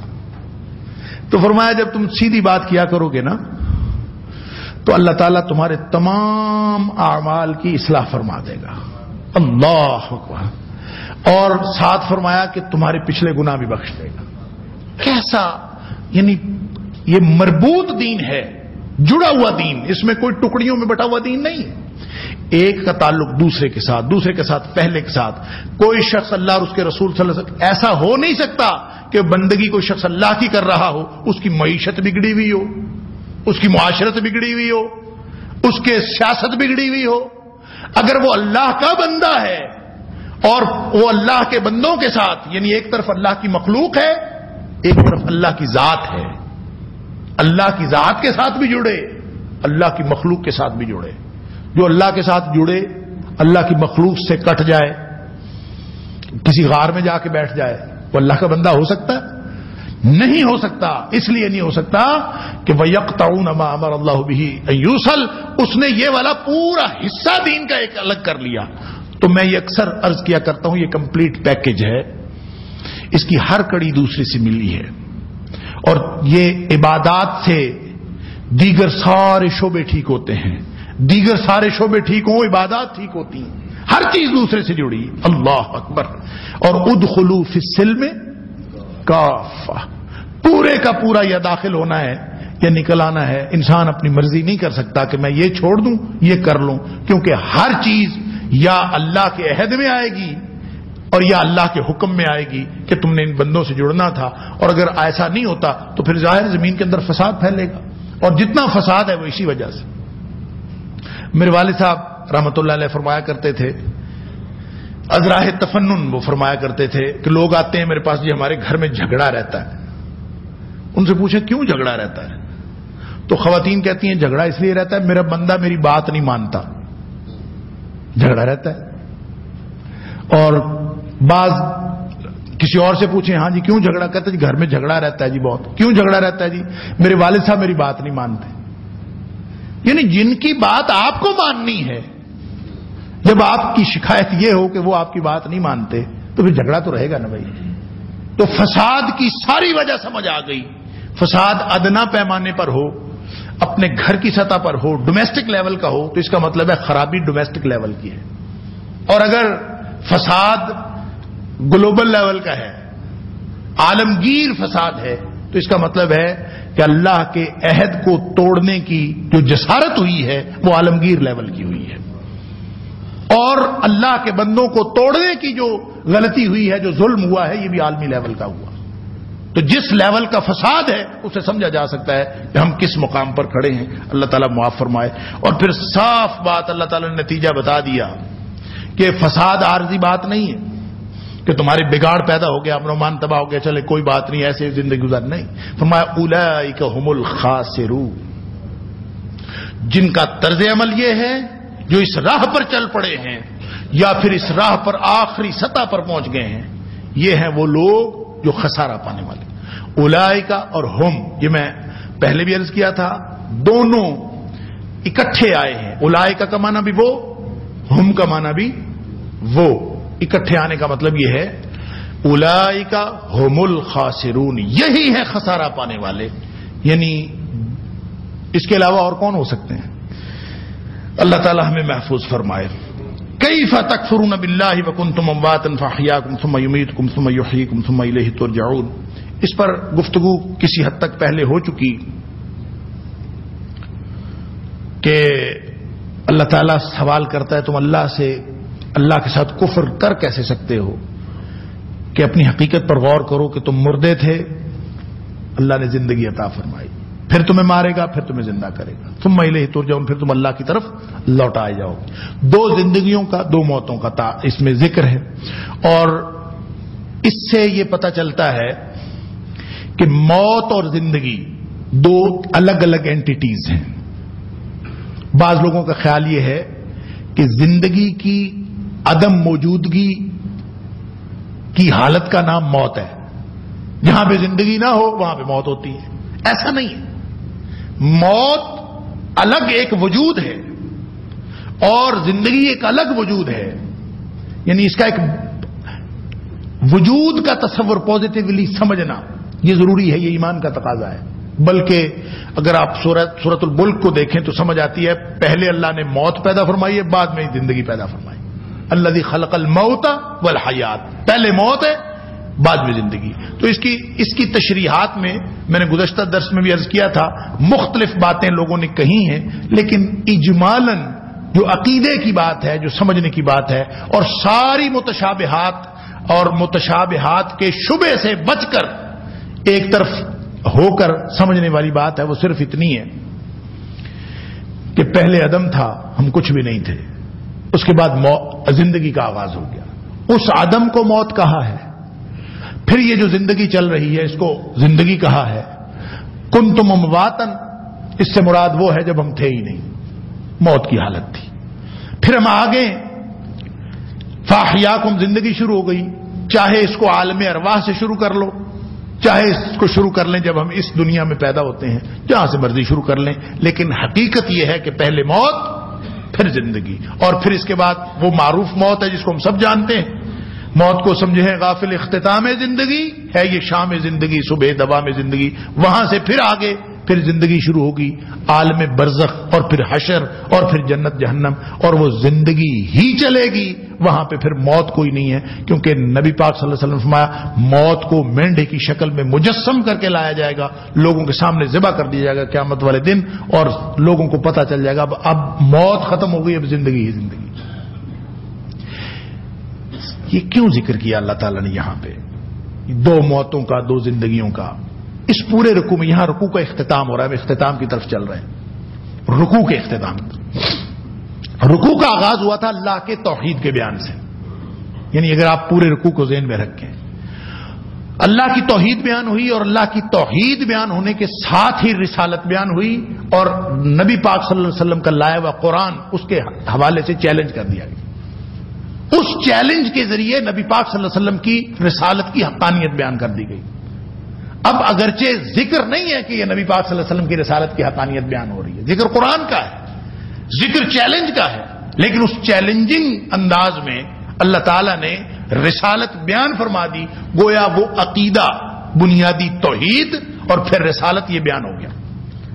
اور اس کی ساری تفصیلات آ گئیں کہ قرآن جو ہے اس کی حقانیت بھی ہے، اور قرآن کی جو امثال ہے اس کے بارے میں کسی قسم کا نقطہ نظر اگر کوئی شخص رکھے گا، طرز عمل کوئی اور ہوگا، قرآن سے تعلق کی نوعیت بدلے گی، تو ہدایت کی جگہ گمراہی لے لے گی. یہ ساری تفصیل اب تک آ گئی. اور پھر دو طرح کے طرز عمل پیدا ہوتے ہیں. جو گمراہ لوگ ہیں وہ اس طرف جاتے ہیں اور جو نیک لوگ ایمان والے ہیں وہ اس طرف جاتے ہیں. یہاں تک کی بات آ گئی. وہ کامیاب ہو گئے, یہ گھاٹا پانے والے. اب اس کے بعد سیکوینس, نیچرل اور فطری سیکوینس یہ بنتا ہے کہ آخرت کا ذکر کیا جائے. اب ذکر یہاں پہ آخرت کا ہے, عقیدہ آخرت. یہی تین بنیادی عقیدے ہیں, عقیدہ توحید, عقیدہ رسالت اور عقیدہ آخرت. باقی ساری چیزیں اس کے ساتھ ملی ہوئی ہیں. عقیدہ آخرت کا ذکر کیا تو قرآن کا اسلوب دیکھیے. جیسے گزشتہ دو عقائد کا بیان کرتے ہوئے یہ نہیں فرمایا کہ توحید کو مانو, یہ نہیں فرمایا کہ نبی کریم صلی اللہ علیہ وسلم کو مانو, بلکہ سمجھا دیا گیا ہے قرآن کا ذکر کر کے اور دنیا کی کائنات کی نشانیوں کا ذکر کر کے کہ ڈھونڈو تو صحیح اس دنیا کا خالق کون ہے, زمین آسمان کس نے پیدا کیے ہیں, پہلے لوگوں کو کس نے پیدا کیا ہے, اور وہ ساری نشانیاں, زمین کو بچھونا کس نے بنایا, آسمان کو چھت کس نے بنایا, اس طرح کا ذکر کر کے توحید سمجھا دی گئی. قرآن کا چیلنج بیان کر کے رسالت سمجھا دی گئی. اور یہاں پہ آخرت سمجھائی جا رہی ہے لیکن نام آخرت کا نہیں لیا, بلکہ فرمایا کیف تکفرون باللہ. اگر آپ مشرکین مکہ کے حالات پڑھیں نا تو جو تاریخ اور سیرت کی کتابوں کے اندر بھی موجود ہیں, اگر وہ بھی پڑھیں آپ تو اس سے ایک بات سامنے آتی ہے کہ سب سے بڑا جو اشکال تھا نا ان کا, وہ عقیدہ آخرت کے حوالے سے تھا. وہ نبی کریم صلی اللہ علیہ وسلم کو بھی کسی پیمانے پر مان لیتے تھے, کسی سطح پر آپ کی صداقت کی گواہی بھی دے دیتے تھے. اللہ کو وہ خالق مانتے تھے, اللہ کو مالک مانتے تھے, اللہ کو مدبر کائنات مانتے تھے, اللہ کو فعال لما یرید مانتے تھے. اصل اشکال ان کا عقیدہ آخرت پہ آ کے پھنستے یہاں تھے, اور عقیدہ آخرت ان کی سمجھ میں نہیں آتا تھا. اور قرآن نے بار بار بیان کیا ہے کہ اصل ان کا اشکال یہ تھا کہ مر گئے اور مٹی ہو گئے تو دوبارہ کیسے زندہ ہوں گے. یہ نہیں بات سمجھ میں آتی تھی کہ چلے یہاں تو ہم مان لیا, یہ اگر نبی کریم صلی اللہ علیہ وسلم کو مان لیتے ہیں, ان کی ساری باتوں کو مان لیتے ہیں, اللہ کے قرآن کی ساری باتوں کو مان لیتے ہیں, تو یہ ہمیں آخرت کی طرف, آخرت کی فکر دلاتے ہیں. تو کون سی آخرت, مر گئے مٹی ہو گئے, کہا کون دوبارہ زندہ کرے گا. اللہ اکبر, من یحیی العظام وہی رمیم. اور پھر مختلف انداز میں قرآن کے اندر اس کا ذکر ہوا ہے کہ ان کو اصل اشکال آخرت کا تھا. اب یہاں یہ بتایا جا رہا ہے کہ جو آخرت کو نہیں مانتا وہ حقیقت میں اللہ کو بھی نہیں مانتا. ذکر آخرت کا نہیں کیا. کیف تکفرون باللہ, آخرت کا انکار گویا اللہ کا کفر ہے, اللہ کا انکار ہے. جس اللہ نے آخرت بنائی ہے, بھئی آخرت نہ ہو تو اللہ کو ماننے کی ضرورت کیا ہے. اگر مرنا نہ ہو, ہمارے ایک دوست ہیں وہ اکثر کہا کرتے ہیں کہ اگر میں نے مرنا نہ ہوتا تو میری سب سے جو پسندیدہ زندگی ہے وہ شوبز کی زندگی, میں پھر شوبز میں ہوتا. تمہیں مرنا ہے نا, مسئلہ تو مرنے کا ہے. مرنا نہ ہو تو پھر آدمی جو مرضی کرے, پھر اللہ بھلے رہے. اللہ نبی کریم صلی اللہ علیہ وسلم نے تعلیمات دی ہیں, ٹھیک ہے دی, مرنا نہ ہو تو جو مرضی کریں, کیونکہ مرنا ہے اور اللہ کے سامنے کھڑا ہونا ہے. وَأَمَّا مَنْ خَافَ مَقَامَ رَبِّهِ, یہ ہے اصل الاصول. اور ساری دانائی, سارا کچھ, ساری صلاحیتیں, ساری سوچ, سارے فلسفے یہاں آ کے دم توڑ جاتے ہیں. رأس الحکمت مخافت اللہ, جس میں اللہ کا خوف آ گیا نا جس دل میں, اصل دانائی یہ ہے. باقی ساری سیانفیں یہاں پہ جواب دے جاتی. تو ظاہر ہے اگر آخرت نہ ہوتی تو پھر جو مرضی کرتے. کیف تکفرون باللہ, آخرت کے انکار کو اللہ کا انکار کہا گیا. تم اللہ کا انکار کر کیسے سکتے ہو کہ تمہارے سامنے نہیں ہے کہ جس اللہ نے تمہیں عدم سے تخلیق کیا اور تم پیدا ہوئے. اللہ اکبر. وہ ایک حدیث میرے ذہن میں آ رہی ہے, اس کے الفاظ میں تھوڑا سا اشکال ہے کہ نبی پاک صلی اللہ علیہ وسلم فرمایا, اللہ فرماتا ہے, حدیث قدسی جس میں نبی پاک صلی اللہ علیہ وسلم فرمایا اللہ نے یہ فرمایا ہے تو وہ حدیث قدسی ہوتی.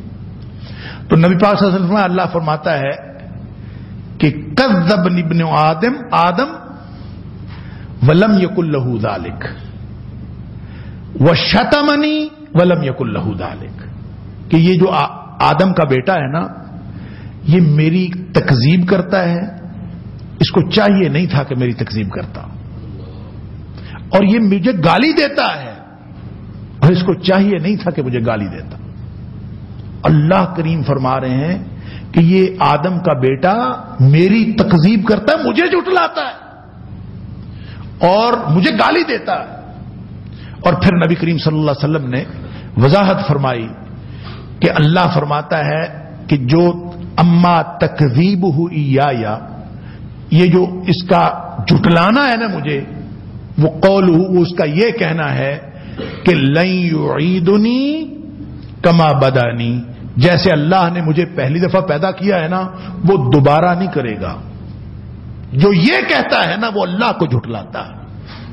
कैफ तकफुरून बिल्लाह, तुम अल्लाह से कुफ्र कर कैसे सकते हो? तुम्हें यह नहीं पता कि जिस अल्लाह ने मौत दी, अदम से तख्लीक किया और अब जिंदगी के बाद मौत देता है, ये 3 मरहले तो तुम देख चुके हो ना, और देखते हो अपनी आंखों से। तो चौथे मरहले की बात है, तो अल्लाह ताला इतना आसान इसका जवाब देता है पूरा कुरान, कि जिसने पहली दफा पैदा किया है वो दूसरी दफा भी पैदा कर। मही और ये इल्जाम वाही रमीन कुल युहयी हल्लज़ी अंशाहा अव्वल मर्रा, जिसने पहली दफा पैदा किया है वो दूसरी दफा पैदा कर देगा, इसमें कौन सी बात? तो ये असल में अकीदा आखिरत का इनकार, हकीकत में अल्लाह का इनकार है। और इसी तरह गाली देने के बारे में नबी करीम सल्लल्लाहु अलैहि वसल्लम ने वजाहत फरमाई कि अल्लाह ताला फरमाता है, गाली ये है कि जब ये कहता है कि अल्लाह ने एक बेटा रखा हुआ है, अल्लाह की औलाद है, इत्तखज़ल्लाहु वलदा, अल्लाह की औलाद कहना, चाहे वो फरिश्तों को अल्लाह की औलाद कहे, अल्लाह की बेटियां कहे, चाहे हज़रत ईसा अलैहिस्सलाम को अल्लाह का बेटा करार दे, या किसी भी तरह अल्लाह की औलाद करार देना, फरमाया ये मुझे गाली देने के मुतरादिफ है। ये गाली है, वो तकजीब है। और कैफ तकफुरून बिल्लाही, बात आखिरत की है, लेकिन आखिरत के इनकार को अल्लाह का कुफ्र, अल्लाह का इनकार करार दिया है। तो इसमें सादा बात मैंने अर्ज किया, नहीं थे मौत थी, हैं जिंदगी मिल गई, यहां से जाएंगे मारूफ मौत है, और फिर उसके बाद अल्लाह ने जिंदगी अता फरमानी है, यहां से इंतकाल होता है, अगले जहान में जाना है। बस इसी पर अगर ईमान का चौथे मरहले की बात है, तो अल्लाह ताला इतना आसान इसका जवाब देता है पूरा कुरान, कि जिसने पहली दफा पैदा किया है वो दूसरी दफा भी पैदा कर। मही और ये इल्जाम वाही रमीन कुल युहयी हल्लज़ी अंशाहा अव्वल मर्रा, जिसने पहली दफा पैदा किया है वो दूसरी दफा पैदा कर देगा, इसमें कौन सी बात? तो ये असल में अकीदा आखिरत का इनकार, हकीकत में अल्लाह का इनकार है। और इसी तरह गाली देने के बारे में नबी करीम सल्लल्लाहु अलैहि वसल्लम ने वजाहत फरमाई कि अल्लाह ताला फरमाता है, गाली ये है कि जब ये कहता है कि अल्लाह ने एक बेटा रखा हुआ है, अल्लाह की औलाद है, इत्तखज़ल्लाहु वलदा, अल्लाह की औलाद कहना, चाहे वो फरिश्तों को अल्लाह की औलाद कहे, अल्लाह की बेटियां कहे, चाहे हज़रत ईसा अलैहिस्सलाम को अल्लाह का बेटा करार दे, या किसी भी तरह अल्लाह की औलाद करार देना, फरमाया ये मुझे गाली देने के मुतरादिफ है। ये गाली है, वो तकजीब है। और कैफ तकफुरून बिल्लाही, बात आखिरत की है, लेकिन आखिरत के इनकार को अल्लाह का कुफ्र, अल्लाह का इनकार करार दिया है। तो इसमें सादा बात मैंने अर्ज किया, नहीं थे मौत थी, हैं जिंदगी मिल गई, यहां से जाएंगे मारूफ मौत है, और फिर उसके बाद अल्लाह ने जिंदगी अता फरमानी है, यहां से इंतकाल होता है, अगले जहान में जाना है। बस इसी पर अगर ईमान कामिल हो जाए और यकीन कामिल हो जाए, तो फिर उसी पर वो आप पढ़ चुके हैं कि अल्लज़ीना युमिनूना बिल गैब कह के बाकी हर चीज पर ईमान का तकाजा है, व बिल आखिरति हुम यूकिनून, लेकिन आखिरत पर यकीन का तकाजा है। सिर्फ तस्लीम नहीं करना, बल्कि यकीन रखना है कि मैं अल्लाह के सामने खड़ा हो जाऊंगा। बस जब वो यकीन आ जाएगा तो इंशाअल्लाह घाटे खत्म हो जाएंगे, खसारे खत्म हो जाएंगे। सुम्मा इलैहि तुरजऊन, आखिरत के तसव्वुर के साथ जुड़ा हुआ तसव्वुर यह है, सिर्फ ये नहीं कि जिंदगी होगी, बल्कि अल्लाह के सामने खड़ा किया जाएगा, अल्लाह के तरफ लौटाए जाओगे।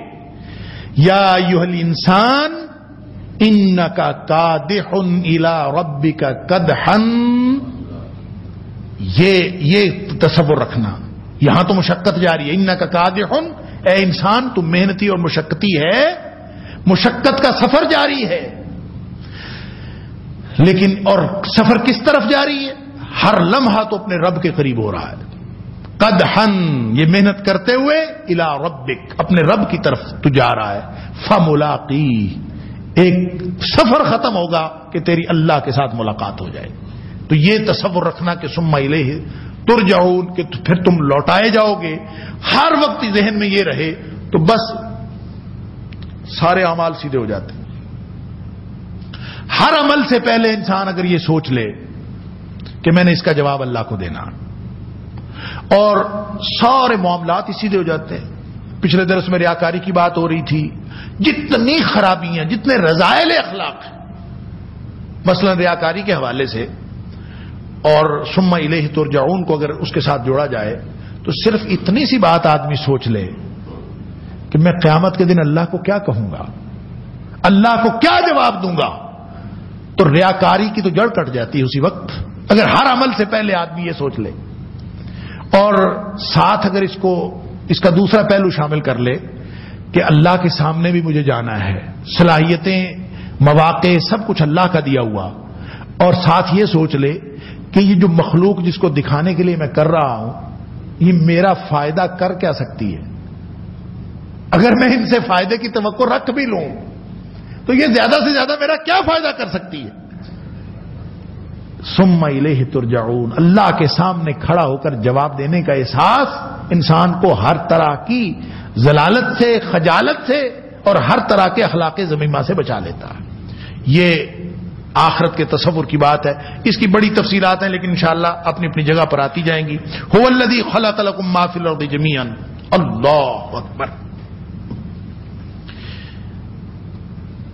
ایک تو توحید ہو گئی، رسالت ہو گئی، آخرت ہو گئی. اب اللہ تعالی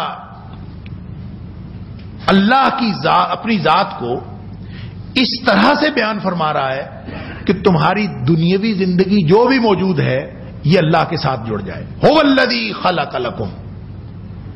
اور بھلے تم امیر ہو گئے ہو، بھلے تم بڑے باصلاحیت ہو، بھلے تمہیں گفتگو کا ہنر آ گیا ہے، بھلے تم بڑے سیانے بن گئے ہو، بھلے تمہیں دنیا بہت مل گئی ہے وافر، لیکن ذہن میں یہ رکھنا ہے کہ یہ سب کچھ اللہ کا دیا ہوا ہے. هو الذی خلق لکم ما فی الارض. انسان ایک طرف مخلوق، ایک طرف اللہ تعالیٰ کی ذات. اب یہ وہاں کھڑا ہے، اس کے ارد گرد جتنی دنیا ہے نا، اللہ تعالیٰ فرما رہا ہے یہ ساری تیرے لیے ہے. اس کا ایک مطلب تو یہ ہے کہ یہ پیدا اللہ کی ہوئی ہے، انسان اللہ کی یاد سے غافل نہ ہو. دوسرا اس کا مطلب یہ ہے کہ یہ دنیا میں جو کچھ ہے، خلق لکم ما فی الارض جمیعا، ہر چیز انسان کے لیے اللہ نے پیدا کی ہے. اس سے ایک نقطہ یہ نکلا کہ جس کے لیے دنیا پیدا کی گئی ہے، اس کا مطلب ہے دنیا کا بادشاہ اور دنیا سے بہتر مخلوق تو یہی ہے. تو اشرف المخلوقات اسی لیے انسان کو کہا جاتا ہے کہ هو الذی خلق لکم ما فی الارض جمیعا. سارا کچھ انسان کے لیے پیدا کیا. دوسری بات اس سے یہ نکلی، یہ مسئلہ نکلا کہ ہر چیز انسان کے لیے حلال ہے، ہر چیز کی حلت ہے، الا یہ کہ قرآن میں یا نبی پاک صلی اللہ علیہ وسلم نے اس کی حرمت بیان کر دی. جس کی حرمت بیان نہیں ہوئی، ہر چیز حلال.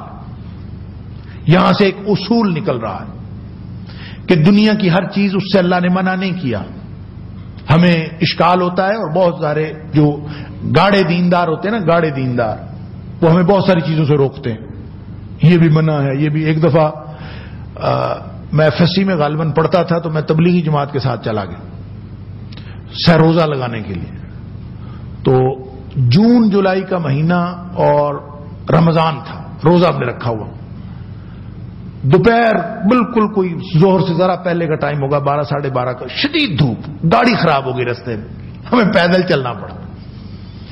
روزہ رکھا ہوا، شدید دھوپ، اور میں نے اپنے بیگ میں سے ہیٹ نکالا.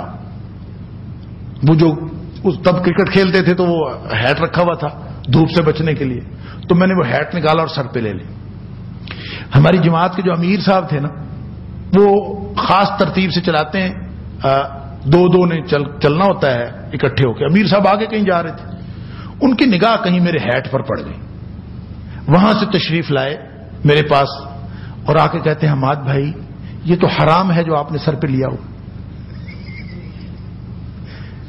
جب میں اس وقت ایف ایس سی میں پڑھتا تھا اور علم بھی کوئی خاص نہیں تھا, اور ظاہر ہے میں اس سچویشن میں کچھ نہیں کہہ سکا. میں ان کو کیا کہوں, میں دھوپ سے بچ کے جا رہا ہوں, اتنی شدید دھوپ ہے, اب اگر یہ حرام ہے تو میں کیا کروں. اچھا مجھے سمجھ نہیں آئی میں کیا کروں, تو انہوں نے مجھے دوبارہ ارشاد فرمایا کہ اس کو اتار دو. تو اللہ تعالیٰ بھلا کرے, ایک کوئی آدمی جو میرے آگے یا پیچھے جا رہا تھا, ذرا بڑی عمر کا تھا, بس وہ امیر صاحب کو پڑ گیا. اور امیر صاحب بھی اردو سپیکنگ تھے اور وہ آدمی بھی اردو سپیکنگ تھا, اور اس نے کہا کہ بچہ بیچارہ دھوپ سے بچ کے جا رہا ہے, اور کیا حرکت کر دی ہے اس نے کہ آپ نے اس پہ حرام کا فتویٰ لگا دیا کہ دھوپ سے بچنا حرام ہے. اچھا یہ وہ باتیں ہیں جو انسان کی سمجھ میں نہیں آتی. اللہ تعالیٰ فرماتا ہے کہ هو الذی خلق لکم ما فی الارض جمیعا. اگر ہیٹ کو حرام قرار دیا ہے شریعت نے تو پھر وہ حرام ہوگی, اور اگر نہیں تو ہر چیز حلال, وہ زینت کی چیز ہو یا استعمال کی چیز ہو. قل من حرم زینت اللہ التی اخرج لعبادہ, جو چیزیں اللہ نے پیدا اپنے بندوں کے لیے کی ہیں وہ حرام کیسے ہو سکتی, کس نے حرام کی. ہاں وہ چیز حرام ہو جائے گی جس نے نبی پاک صلی اللہ علیہ وسلم نے کہیں دلیل آ گئی, اللہ کے رسول صلی اللہ علیہ وسلم جانوروں کے بارے میں فرمایا احلت لکم بہیمۃ الانعام الا ما یتلی علیکم, سارے جانور حلال ہیں, چرنے والے درندے نہیں, جو گھاس چرنے والے سارے جانور حلال ہیں, الا ما یتلی علیکم, سوائے اس کے جن کے نام بتا دیے جائیں کہ یہ حرام ہے. اب اس سے ایک اصول نکل آیا کہ معاملات اور اشیاء میں ہر چیز حلال ہوگی جب تک اس کے اوپر حرمت کا حکم نہ آ جائے. ٹھیک ہے جی, جب تک اس کے اوپر حرمت کا حکم نہ آ جائے ہر چیز حلال ہے. هو الذی خلق لکم ما فی الارض جمیعا. لیکن یہ عبادات میں یہ اصول بالکل الٹ ہے. عبادات میں یہ اصول نہیں ہے. معاملات و اشیاء میں جہاں کوئی حکم نہ ہو اس کی اصل حکم کیا ہے, اس کا حلت کا حکم ہے.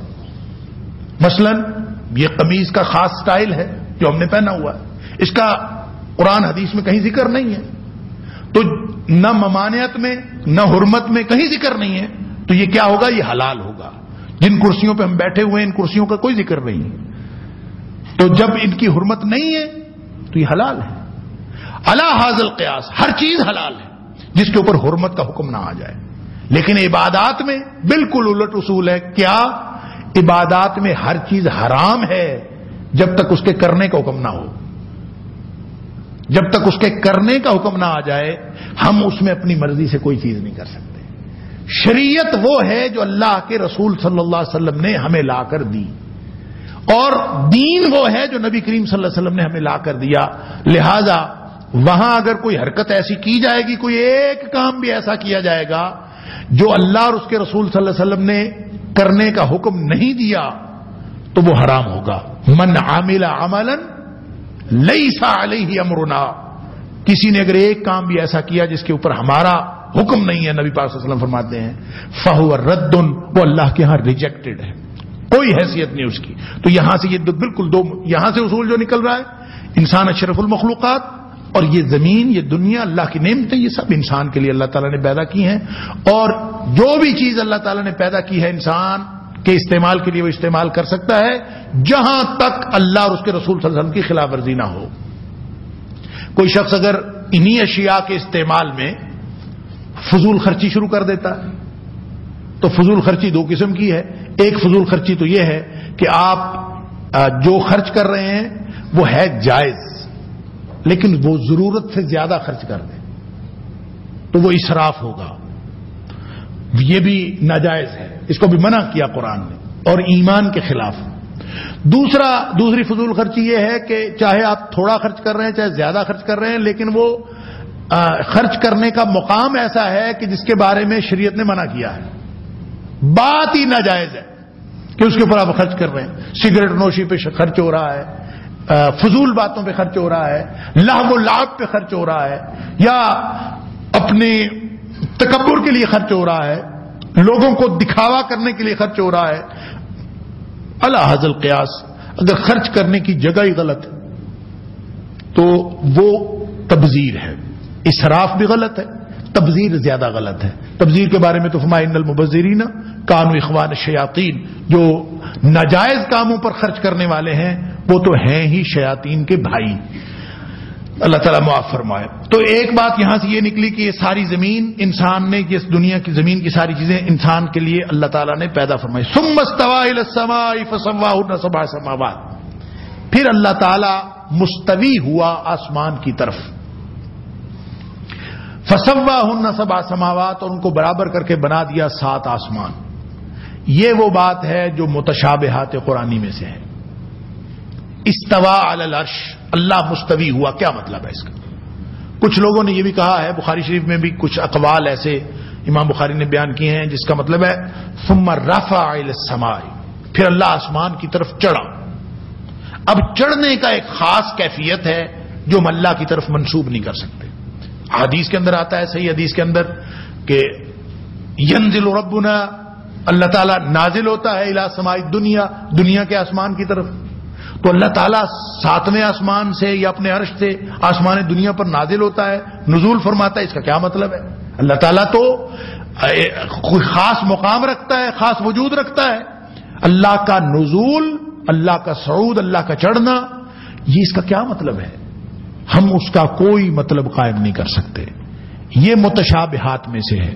کما ہوا شانہ، اللہ کی جیسی شان ہے وہ اسی کو لائق ہے. ہم اس کا تصور قائم نہیں کر سکتے. اللہ کا چہرہ کیسا ہے، اللہ کی کرسی کیسی ہے، اللہ کا عرش کیسا ہے. لیکن ایک بات یہ ہے، یہ 7 دفعہ قرآن میں آیا. ثم استوى، استوا کا جو لفظ ہے یہ قرآن میں 7 دفعہ آیا. تو اس کے بارے میں اگرچہ لوگوں نے تعویلیں کرنے کی کوشش کی ہے، اور تعویل وہی ہے جس کے بارے میں بات کر چکا ہوں کہ فَأَمَّا الَّذِينَ فِي قُلُوبِهِمْ زَيْغٌ فَيَتَّبِعُونَ مَا تَشَابَهَ مِنْهُ ابْتِغَاءَ الْفِتْنَةِ وَابْتِغَاءَ تَأْوِيلِهِ. یہی تعویل ہے کہ ایسی تعویل کرنے کی کوشش کرنا متشابہات کی کہ جو بظاہر کوئی معنی نہیں رکھتی ہے، اس کا کوئی تعلق نہیں ہے، کوئی دور ازکار کوئی تعویل کر لیں. تو اس پر بھی لوگوں نے بہت ساری تعویلیں کی. درست نقطہ نظر یہ ہے کہ نہ اس کا مطلب چڑھنا مراد لے سکتے ہیں، یہ اللہ کی صفات میں سے ہے. علامہ ابن جریر نے ربی بن انس رحمت اللہ علیہ کا قول، حضرت انس بن مالک رضی اللہ تعالیٰ عنہ کے بیٹے ہیں غالباً، ان کا قول نقل کیا ہے کہ یہ استوا الی السماء ہو یا استوا علی العرش ہو، اس کا یہ اللہ کی صفات میں سے ہے. اللہ کی صفات کا ہم اندازہ نہیں کر سکتے، اور اللہ کی صفات کے بارے میں کوئی تصور قائم کرنا، اگر ہم اس کو مجسم مانیں گے اور کوئی تصور قائم کریں گے تو یہ غلط ہوگا. اللہ کی صفات کے بارے میں یہ نقطہ نظر رکھنا چاہیے، کما ہوا شان ہو، جیسے اللہ کی شان ہے ویسے ہوا ہے. ہمیں نہیں پتا وہ کیسے اللہ تعالیٰ وہاں پہ. بعض لوگوں نے اس کا ترجمہ کیا متوجہ ہونا، متوجہ ہونا، پھر اللہ تعالیٰ آسمان کی طرف متوجہ ہوا. اس کا بھی مطلب یہ ہوگا کہ اللہ کی توجہ پہلے کسی اور طرف تھی، اب کسی اور طرف ہوئی. اللہ کی ذات میں تغیر لازم آتا ہے، اور تغیر یہ اللہ کی ذات کے نوعیت کے خلاف ہے، ایسا نہیں ہو سکتا. لہذا یہ بھی نہیں ہم کہہ سکتے. لہذا کیا کہیں گے؟ تو مستوی ہونے کا معنی مستوی ہونا ہی کر دیں. ثم استوى علی العرش ثم استوى الی السماء، پھر اللہ عرش کی طرف مستوی ہوا، عرش پر مستوی ہوا، آسمان پر مستوی ہوا. ہم اس کا معنی کرتے ہی نہیں، ضرورت کیا ہے؟ یہ اتنی اہم بات ہے، استوا کا معنی نہ کرنا اتنی اہم بات. یہ مجھے بتائی مولانا عبدہ الفلاح، اللہ تعالیٰ ان کی مغفرت فرمائے، فوت ہو گئے. وہ قرآن پاک کے مفسر تھے، اور ایک مختصر حاشیے کا قرآن آپ کو بازار میں ملتا ہے، اشرف الحواشی، اگر بعض لوگوں نے شاید دیکھا ہو. اس میں 2 ترجمے ہیں اور ایک مختصر حاشیہ ہے. اور ترجمے تو غالباً ایک علامہ وحید الزمان کا ہے اور ایک کسی پرانے بزرگ کا، وہ بھی پرانا ترجمہ ہے. نہیں، اشرف علی تھانوی کا نہیں ہے رحمت اللہ علیہ کا، کسی اور بزرگ کا، شاہ رفیع الدین کا اور علامہ وحید الزمان. یہ 2 ترجمے، ایک لفظی ایک با محاورہ. اور 7 حاشیہ ہے. بہت جامع قرآن، جامع حاشیہ. وہ جو حاشیہ لکھا ہے نا وہ مولانا عبداللہ الفلاح نے لکھا ہے. اس کے اوپر اگرچہ نام نہیں ہے لیکن میں خود ان سے ملا ہوں، ان کے بالکل جب بستر پہ تھے اور ان کا وہی جو علالت والا دور ہے فیصل آباد میں، تو میں ان سے ملا تو انہوں نے میرے ساتھ اور بزرگ تھے، ان بزرگوں سے وہ گفتگو کر رہے تھے، میں تو بس وہاں پہ بالکل خاموش سامع تھا. تو میں نے ان سے یہ بات سنی، اللہ اکبر، کہ انہوں نے ایک کسی بزرگ کا واقعہ سنایا، ہمارے کسی بزرگ کا. انہوں نے نام بھی لیا، چونکہ آپ لوگ نہیں جانتے میں اس لیے ان کو سکپ کر رہا ہوں. تو انہوں نے نام لیا کہ وہ خواب میں مجھے ملے. میرے ایک جد امجد ہیں مولانا حافظ محمد بن بارک اللہ لکھوی، انہوں نے قرآن پاک کی تفسیر لکھی ہے 7 جلدوں میں پنجابی نظم میں. تو قرآن پاک کی پنجابی زبان میں سب سے پہلی تفسیر وہ ہے، تفسیر محمدی کے نام سے، مارکیٹ میں اویلیبل ہے. کیونکہ آج کل پنجابی پڑھنے کا رواج نہیں رہا، اس لیے وہ کسی حد تک متروک ہو چکی پڑھنے کے حوالے سے، وگرنہ اتنی جامع تفسیر ہے اور ساری اشعار کے اندر، اور اس میں تقریباً 3,500 اشعار ہیں پورے قرآن کی تفسیر میں. لیکن ایک خاص بات یہ ہے کہ اس میں شعریت کا رنگ نہیں ہے، شاعرانہ رنگ نہیں ہے، علمی رنگ میں اس کو وزن کے اندر کیا ہوا. بہرحال وہ کہتے ہیں کہ مجھے خواب میں، یہ مولانا عبداللہ الفلاح نے کہا کہ مجھے خواب میں حافظ محمد بن بارک اللہ رحمۃ اللہ علیہ نظر آئے خواب میں، اور میں نے ان سے پوچھا کہ آپ کی تفسیر میں کیا خوبی ہے؟ تو وہ کہتے ہیں کہ میری تفسیر میں 7 خوبیاں ہیں. کہتے ہیں بس اتنا کہا تو میری آنکھ کھل گئی، تفسیر میں 7 خوبیاں.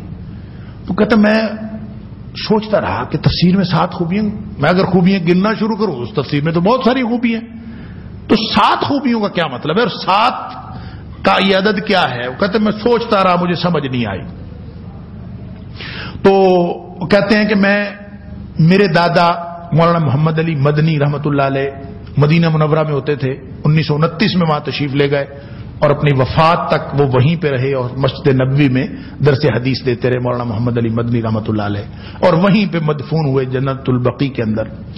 تو وہ کہتے ہیں کہ ایک سال وہ آئے پاکستان، ہر سال وہ کوشش کرتے تھے پاکستان کا ایک چکر لگائے. کہتے ہیں وہ آئے تو میں نے ان کو خواب سنایا، تو میں نے ان کو بتایا کہ یہ مجھے خواب آیا، مولانا حافظ محمد مجھے خواب میں ملے ہیں، انہوں نے کہا میری تفسیر میں 7 خوبیاں ہیں. تو وہ 7 خوبیاں کون سی ہیں؟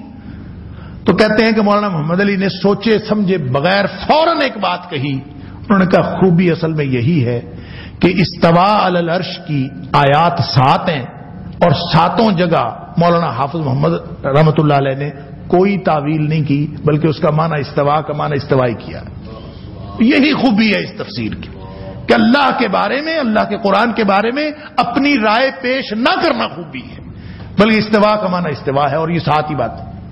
اچھا، میں اس وقت جب میں نے بات ان کی سنی تھی تو مجھے یہ اس میں کوئی خاص بات نہیں لگی، لیکن جب میں پڑھتا آیا ہوں اور استوا پہ جس طرح سے مفسرین نے گفتگو کی ہے، پھر سمجھ میں بات آتی ہے کہ استوا کا معنی نہ کرنا بھی خوبی ہے. اللہ کی ذات، اس کا استوا کی کیفیت کیسی ہے اس کو ویسا ہی سمجھنا چاہیے، کما ہوا شان ہو، جیسی اس کی شان ہے اس کے مطابق اللہ کریم مستوی ہوا یا اس کی طرف متوجہ ہوا، یا اللہ تعالیٰ اس کی طرف چڑھا، یا اللہ تعالیٰ نے اس کی طرف دیکھا، مستوی ہوا، بات ختم ہوئی.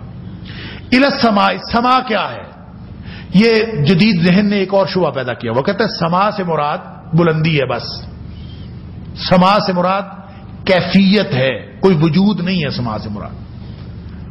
اور اس پر بڑی بات ہوئی. کہتے ہیں یہ جو ہم کہتے ہیں کہ آسمان ہے، کوئی آسمان شاسمان کوئی نہیں ہے، یہ ہم دیکھتے ہیں، یہ حد نگاہ ہے جس کو ہم دیکھتے ہیں، یہ نگاہ کی حد ہے، جہاں پہ ختم ہو جاتے ہیں نیلی سی لگتی ہے، تو یہ اصل میں نگاہ کی حد ہے. بادل ہوں تو نگاہ کی حد پہلے آ جاتی ہے، بادل نہ ہوں تو دور تک جا کے نگاہ جہاں رکتی ہے ہم اس کو آسمان کہہ دیتے ہیں. حقیقت میں سما سے مراد صرف بلندی ہے، اور یہ ایک حصی وجود نہیں ہے، یہ صرف ایک خیال ہے اور کچھ بھی نہیں ہے سما کے اندر، محض بلندی. اس کا جواب یہ ہے کہ قرآن نے اس کو کہا کہ فسواہن 7 سماوات، کہ وہ ایک نہیں ہے 7 ہیں. کسی کی سمجھ میں آئے نہ آئے، اللہ 7 آسمان. سائنسدانوں کو تو ایک نہیں ملا آج تک. سائنسدانوں کو تو ایک نہیں ملا، اللہ کا قرآن کہتا ہے 7. بلکہ مزے کی بات یہ ہے، اللہ اکبر، کہ اللہ تعالیٰ نے فرمایا کہ زمینیں بھی 7 ہیں. وَمِنَ الْأَرْضِ مِثْلُهُنَّ سورہ طلاق کے اندر، کہ آسمان بھی 7 ہیں، زمینیں بھی 7 ہیں. تو جن کو نہ آسمان 7 ملے ہیں نہ زمینیں 7 ملی ہیں، ان کو تو زمین بھی ایک ہی لگتی ہے، آسمان بھی ایک لگتا ہے اگر ہے تو، اور اس کے علاوہ ان کو کچھ نہیں پتا چلتا. یہ ساری متشابہات قرآنی ہیں، لیکن ہمیں سمجھنا یہ پڑے گا کہ آسمان، جب اللہ کریم نے فرمایا کہ میں نے 7 آسمان پیدا کیے اور میں نے آسمانوں کو 7 بنایا، تو اس کا مطلب یہ ہے کہ یہ حصی وجود ہے جن کو اللہ تعالیٰ نے تخلیق فرمایا. اس کی وضاحت ایک حدیث میں بھی آتی ہے. نبی کریم صلی اللہ علیہ وسلم نے فرمایا کہ اللہ تعالیٰ نے جو آسمان بنائے ہیں وہ اس طرح سے ہیں کہ زمین سے لے کر پہلے آسمان تک کا فاصلہ جو ہے وہ 500 سال کا فاصلہ، اور پھر پہلے آسمان کی جو موٹائی ہے، اس کا جو تھکنس ہے، وہ بھی 500 سال ہے. جتنا فاصلہ زمین سے لے کر وہاں تک، اتنی آسمان کی چوڑائی ہے، موٹائی کہہ لیں. پھر اس کے بعد پہلے آسمان سے لے کر دوسرے آسمان تک کا فاصلہ 500 سال کا فاصلہ. اللہ اکبر. پھر دوسرے آسمان کی موٹائی بھی اسی طرح 500 سال کی. علی ھذا القیاس 7 آسمان درمیانی فاصلہ 500 سال کا فاصلہ، اور ہر آسمان کی موٹائی بھی 500 سال کی موٹائی. پھر فرمایا کہ 7ویں آسمان سے اوپر اگر مزید 500 سال جایا جائے، کون جائے بھائی 500 سال؟ اللہ اکبر. کسی کی عمر اتنی ہو تو وہ جائے نا، کسی کے پاس صلاحیتیں ہونا تو دور کی بات، عمر ہی کوئی نہیں ہے. اور مجھے یوں لگتا ہے نبی کریم صلی اللہ علیہ وسلم نے اس کی وضاحت تو نہیں فرمائی، اور میں اکثر کہا کرتا ہوں کہ مجھے یوں لگتا ہے کہ یہ جو سال آپ صلی اللہ علیہ وسلم نے فرمائے ہیں نا، یہ نوری سال ہیں. جیسے سائنسدان بتاتے ہیں نوری سال، اور نوری سال وہ ہوتا ہے کہ جتنا سفر ایک سال میں روشنی طے کرتی ہے نا، اتنا فاصلہ. اور روشنی ایک سال میں کتنا سفر طے کرتی ہے؟ وہ تو ایک سیکنڈ میں 1,86,000 میل سفر طے کرتی. 1,86,000 میل ایک سیکنڈ میں. منٹ میں کتنا ہو گیا؟ گھنٹے میں کتنا ہو گیا؟ ہفتہ، مہینہ، سال، اور پھر 500 سال، اور پھر ہر آسمان کا درمیانی فاصلہ 500 سال. ذہن میں آنے والی بات نہیں، فہم اور ادراک سے بالا تر کوئی بات ہے. پھر 7ویں آسمان سے اوپر 500 سال بعد اوپر جائے تو ان فرشتوں کے پاؤں شروع ہوتے ہیں جن فرشتوں نے اللہ کے عرش کو اٹھایا ہوا ہے. وہ روایات میں آتا ہے کہ وہ بکرے کی شکل میں ہیں، بکرے کی شکل کے فرشتے ہیں. روایات میں آتا ہے کہ وہ بکرے کی شکل کے فرشتے ہیں اور وہ 4 ہیں. اور قرآن کہتا ہے کہ یوم الدین ثمانیہ، قیامت کے دن وہ 8 ہوں گے. اب ظاہر ہے اس سے اور بھی بہت سارے اشکالات پیدا ہوتے ہیں کہ اللہ کے عرش کو اٹھایا ہوا ہے. اللہ کا عرش اس کا مطلب ہے کہ کوئی اٹھا سکتا ہے جتنا بھی بڑا ہو. اب یہ ہمیں ہماری سمجھ میں آنے والی ساری باتیں نہیں، لیکن ہمیں سمجھانے کے لیے کہ اللہ کی بڑائی اور اللہ کے عرش کی بلندی، اس کا صرف تصور قائم کرنے کے لیے کہ وہ کتنا ہے، فرمایا کہ وہ فرشتے کتنے بڑے ہیں، اس کے اوپر اللہ کا عرش کتنا ہے، اس کا تو تصور قائم نہیں ہو سکتا. صرف اتنا تصور کر لیجئے کہ ان بکرے کی شکل کے فرشتوں کے ٹخنے سے لے کر گھٹنے تک کا فاصلہ 500 سال کا فاصلہ ہے. اب اندازہ فرمائیے کہ یہ جو سٹیپ بائی سٹیپ نبی کریم صلی اللہ علیہ وسلم کی وضاحت ہے، یہ بھی بتاتی ہے کہ یہ آسمان جو ہے 7 آسمان حصی وجود رکھتے ہیں. وہ ان کی موٹائی بھی ہے، ان کا درمیانی فاصلہ بھی ہے، اور یہ سارا فاصلہ تو حصی وجود کے درمیان ہو سکتا ہے. اس سے مراد محض بلندی نہیں ہے. اور یہ جو اشکال اگر کسی جدید ذہن نے پیدا کیا ہے تو وہ بالکل غلط ہے، اور یہ ایمانیات کے ساتھ قطعاً کوئی تعلق نہیں رکھتا. وَهُوَ بِكُلِّ شَيْءٍ عَلِيمٌ، اور وہ ذات ہر چیز کا علم رکھنے والی ذات. یہاں پہ ایک اور سوال ہے کہ پہلے زمین پیدا کی، هُوَ الَّذِي خَلَقَ لَكُم مَّا فِي الْأَرْضِ جَمِيعًا ثُمَّ اسْتَوَىٰ إِلَى السَّمَاءِ، پھر آسمان پیدا کیے. سورہ حامیم سجدہ کے اندر بھی اس کا ذکر ہے، اور اس میں بھی ترتیب یہی ہے کہ پہلے زمین پیدا کی، پھر آسمان پیدا کیے. لیکن سورہ نازعات کے اندر اللہ تعالیٰ نے فرمایا وَالْأَرْضَ بَعْدَ ذَلِكَ دَحَاهَا، پھر اللہ تعالیٰ نے اس کے بعد زمین کو بچھایا. وَالْأَرْضَ بَعْدَ ذَلِكَ دَحَاهَا. اب یہ زمین کو بعد میں، اور زمین کتنی ہے؟ 7 زمینیں ہیں، یہ ذہن میں رکھیے، ایک زمین نہیں ہے، کیونکہ یہ تو ایک تو قرآن نے کہہ دیا وَمِنَ الْأَرْضِ مِثْلُهُنَّ کہ زمینیں بھی اتنی ہیں. دوسرا بخاری شریف کی حدیث ہے، نبی کریم صلی اللہ علیہ وسلم نے فرمایا کہ جس شخص نے کسی دوسرے شخص کی زمین اگر اٹھا لی، ایک بالشت بھی اگر زمین کسی نے لے لی، من اخذ شبرا من الارض ظلما، کسی نے اگر ایک بالشت بھی زمین کسی کی ہتھیا لی یہاں پہ ظلم کے ساتھ، تو فرمایا کہ قیامت کے دن فَإِنَّهُ سَيُطَوَّقُهُ يَوْمَ الْقِيَامَةِ مِنْ 7 أَرْضِينَ، اس کو قیامت کے دن 7 زمینوں کا طوق پہنایا جائے گا اس کے گلے میں. اور 7 أرضین کا مطلب یہ ہے کہ 7 زمینیں ہیں، 7 زمینوں کا وجود ہے. تو یہاں بھی 7 زمینوں کو قرآن میں بھی ذکر ہے، اس لیے تسلیم کیا کرنا پڑے گا کہ آسمان بھی 7، زمینیں بھی 7. اور یہ جو بعد اور پہلے کی بات ہے وہاں پہ فرمایا ہے وَالْأَرْضَ بَعْدَ ذَلِكَ دَحَاهَا، اس کے بعد دحا کیا، بچھایا، ہموار کیا. جیسے یہاں کہا ہے نا فَسَوَّاهُنَّ 7 سماوات، ان کو 7 آسمان برابر کیے اور ٹھیک طرح سے بنا دیے. ویسے ایسے ہی فرمایا وَالْأَرْضَ بَعْدَ ذَلِكَ دَحَاهَا، اور اس کو برابر کر دیا.